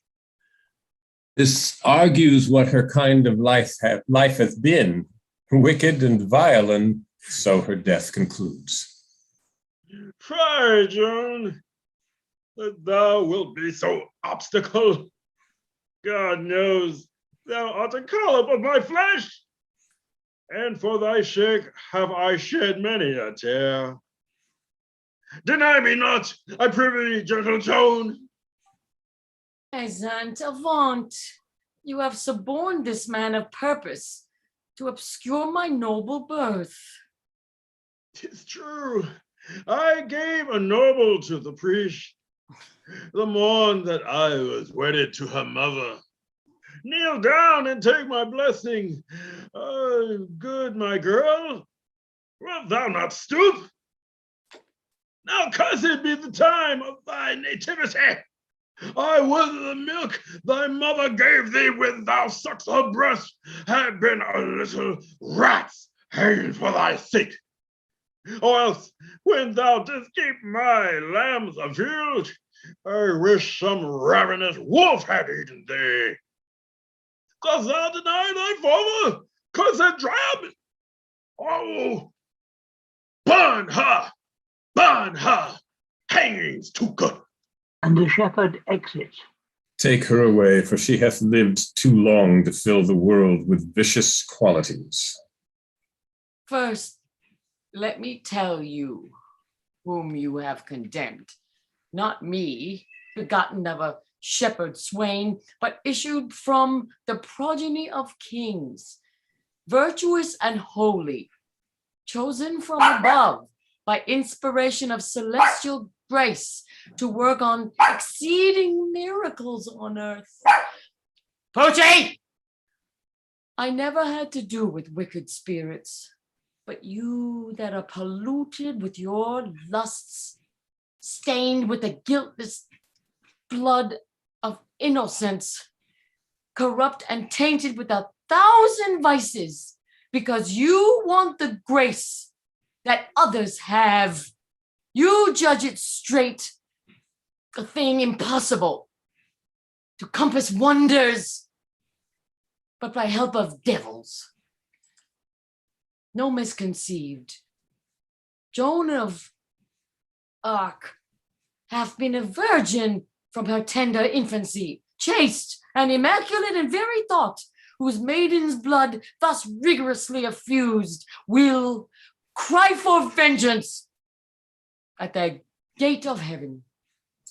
Aye, aye, away with her to execution. And hark ye, sirs, because she is a maid, spare no faggots. Let there be enough. Place barrels of pitch upon the fatal stake, that so her torture may be shortened. Will nothing turn your unrelenting hearts? Then, Joan, discover thine infirmity, that warranteth by law to be thy privilege. I am with child, ye bloody homicides. Murder not then the fruit within my womb, although ye hail me to a violent death. Now, heaven forfend the holy maid with child. The greatest miracle that e'er ye wrought. Is all your strict preciseness come to this? She and the Dauphin have been juggling. I did imagine that would be her refuge. Well, go to. We'll have no bastards live, especially since Charles must father it. You are deceived. My child is none of his. It was Alençon that enjoyed my love. Alençon, that notorious Machiavel, it dies, and if it had 1,000 lives. Oh, give me leave. I have deluded you. It was neither Charles, nor yet the Duke I named, but Rainier, King of Naples. That's prevailed. A married man, that's most intolerable. Why, why, here's a girl, I think she knows not well there were so many whom she may accuse. It's sign she hath been liberal and free. And yet, forsooth, she is a virgin pure. Strumpet, thy words condemn thy brat and thee. Use no entreaty, for it is in vain. Then lead me hence, with whom I leave my curse.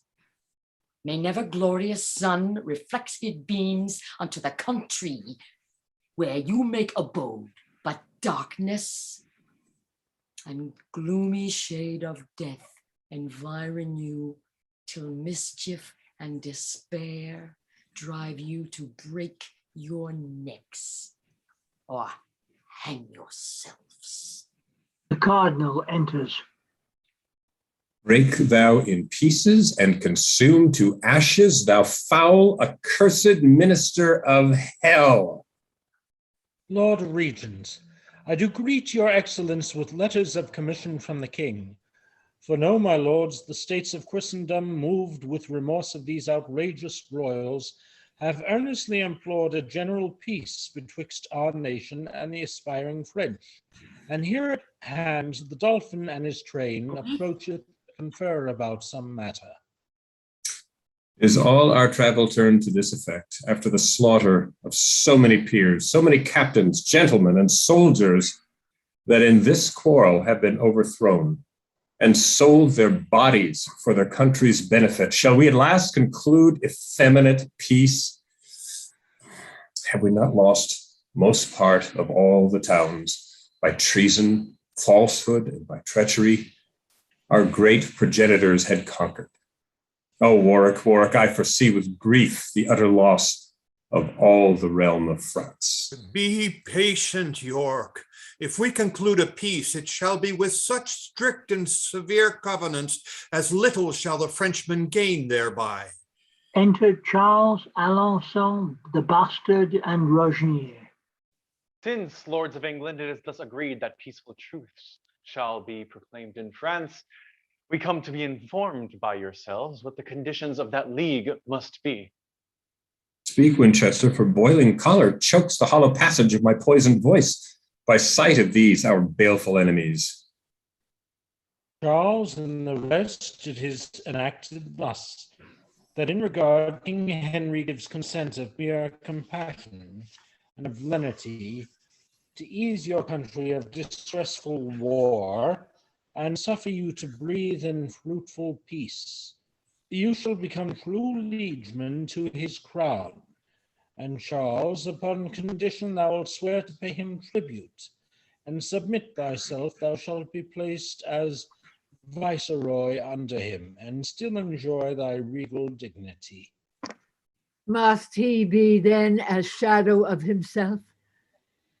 Adorn his temples with a coronet, and yet in substance and authority retain but privilege of a private man? This proffer is absurd and reasonless. 'Tis known already that I am possessed of more than half the Gallian territories, and therein reverence for their lawful king. Shall I, for lucre of the rest unvanquished, detract so much from that prerogative as be called but viceroy of the whole? No, Lord Ambassador. I'll rather keep that which I have than coveting for more be cast from possibility of all.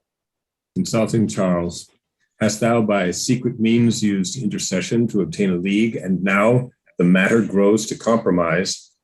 Standst thou aloof upon comparison? Either accept the title thou usurpst, or of benefit proceeding from our king, and not of any challenge of desert, or we will plague thee with incessant wars. My lord, you do not well in obstinacy to cavil in the course of this contract. If once it be neglected, 10 to 1, we shall not find like opportunity. To say the truth, it is your policy to save your subjects from such massacre and ruthless slaughters as are daily seen. By our proceeding in hostility, and therefore take this compact of a truth, although you break it when your pleasure serves. How sayest thou, Charles? Shall our conditions stand? Shall. Only reserved you claim no interest in any of our towns of garrison. And swear allegiance to his majesty, as thou art knight, never to disobey, nor to be rebellious to the crown of England. Thou, nor thy nobles, to the crown of England. So, now dismiss your army when you please. Hang up your ensigns, let your drums be still. For here we entertain a solemn peace. And they exit. Act 5, Scene 6, enter Suffolk in conference with the King, Gloucester, and Exeter. Your wondrous, rare description, noble Earl, of beauteous Margaret hath astonished me. Her virtues, graced with external gifts, do breed love's settled passions in my heart, and like as rigors of tempestuous gusts provokes the mightiest hulk against the tide, so am I driven by breath of her renown, either to suffer shipwreck or arrive where I may have fruition of her love. Tush, my good lord, 'tis superficial tale is but a preface of her worthy praise. The chief perfections of that lovely dame, had I sufficient skill to utter them, would make a volume of enticing lines, able to ravish any dull conceit. And which is more, she is not so divine, so full replete with choice of all delights, but with as humble lowliness of mind, she is content to be at your command. Command, I mean, of virtuous, chaste intents, to love and honor Henry as her lord. And otherwise will Henry ne'er presume. Therefore, my Lord Protector, give consent, that Margaret may be England's royal queen. So should I give consent to flatter sin? You know, my lord, your highness is betrothed unto another lady of esteem. How shall we then dispense with that contract, and not deface your honor with reproach? As doth a ruler with unlawful oaths, or one that at a triumph, having vowed to try his strength, forsaketh yet the lists by reason of his adversary's odds. A poor earl's daughter is unequal odds, and therefore may be broke without offence. Why, what, I pray, is Margaret more than that? Her father is no better than an earl, although in glorious titles he excel. Yes, my lord, her father is a king, the king of Naples and Jerusalem, and of such great authority in France as his alliance will confirm our peace and keep the Frenchmen in allegiance. And so the Earl of Armagnac may do, because he is near kinsman unto Charles. Beside, his wealth doth warrant a liberal dower, for Regnier sooner will receive than give. A dower, my lords? Disgrace not so your king, that he should be so abject, base, and poor to choose for wealth and not for perfect love. Henry is able to enrich his queen, and not to seek a queen to make him rich. So worthless peasants bargain for their wives as market men for oxen, sheep, or horse. Marriage is a matter of more worth than to be dealt in by attorneyship. Not whom we will, but whom his grace affects must be companion of his nuptial bed. And therefore, lords, since he affects her most of all these reasons bindeth us, in our opinions, she should be preferred. For what is wedlock forced, but a hell, an age of discord and continual strife, whereas the contrary bringeth bliss and is pattern of celestial peace. Whom should we match with Henry being a king, but Margaret, that is daughter to a king? Her peerless feature joined with her birth approves her fit for none but for a king. Her valiant courage and undaunted spirit, more than in women commonly is seen, will answer our hope in issue of a king. For Henry, son unto a conqueror, is likely to beget more conquerors, if with a lady of so high resolve as is fair Margaret, he be linked in love. Then yield, my lords, and here conclude with me that Margaret shall be queen, and none but she. Whether it be through force of your report, my noble lord of Suffolk, or for that my tender youth was never yet attaint with any passion of inflaming love, I cannot tell, but this I am assured. I feel such sharp dissension in my breast, such fierce alarms both of hope and fear, as I am sick with working of my thoughts. Take therefore shipping, post my lord to France, agree to my covenants, and procure that Lady Margaret do vouchsafe to come, to cross the seas to England, and be crowned King Henry's faithful and anointed queen. For your expenses and sufficient charge among the people gather up a tenth. Begone, I say, for till you do return, I rest perplexed with 1,000 cares. And you, good uncle, banish all offense. If you do censure me by what you were, not what you are, I know it will excuse this sudden execution of my will. And so conduct me where from company I may revolve and ruminate my grief. The king exits.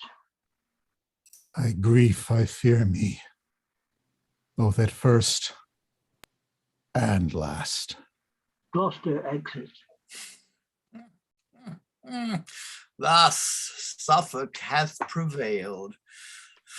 And thus he goes, as did the youthful Paris once to Greece, with hope to find the like event in love, but prosper better than the Trojan did. Margaret shall now be queen and rule the king. But I will rule both her, the king, and the realm. The end. Finis. Yay! Yay! I don't know. I think they set this up for a sequel. Yeah. Let's see what song Suffolk's singing at the end of the next play. Like there's an after credit scene or something. Right. Samuel L. Jackson as Suffolk. It was actually nice to listen to. I enjoyed everybody just listening to you all. Yeah, that's all I can do right now. I can't see you all. Sorry, That was Jenny, great, everybody. That was great. Sorry, Thank I you. jumped Thank in you with very the much. stage directions, but it became Oh, thank you very much. obvious that it was getting a bit hysterical with people coming and going all over the place. Now it needs the stage directions, this one. Yeah. Angus is like a traffic cop. Yes, he keeps the things moving. Keeps the trains moving on time. Got a bit crazy towards it. That Oh, was great, y'all just were, everybody. y'all were so good. Loved it all. Terrific job. It's a pleasure working with all you. You're just great. Great. Play so much cast. better than I, had heretofore thought. Good.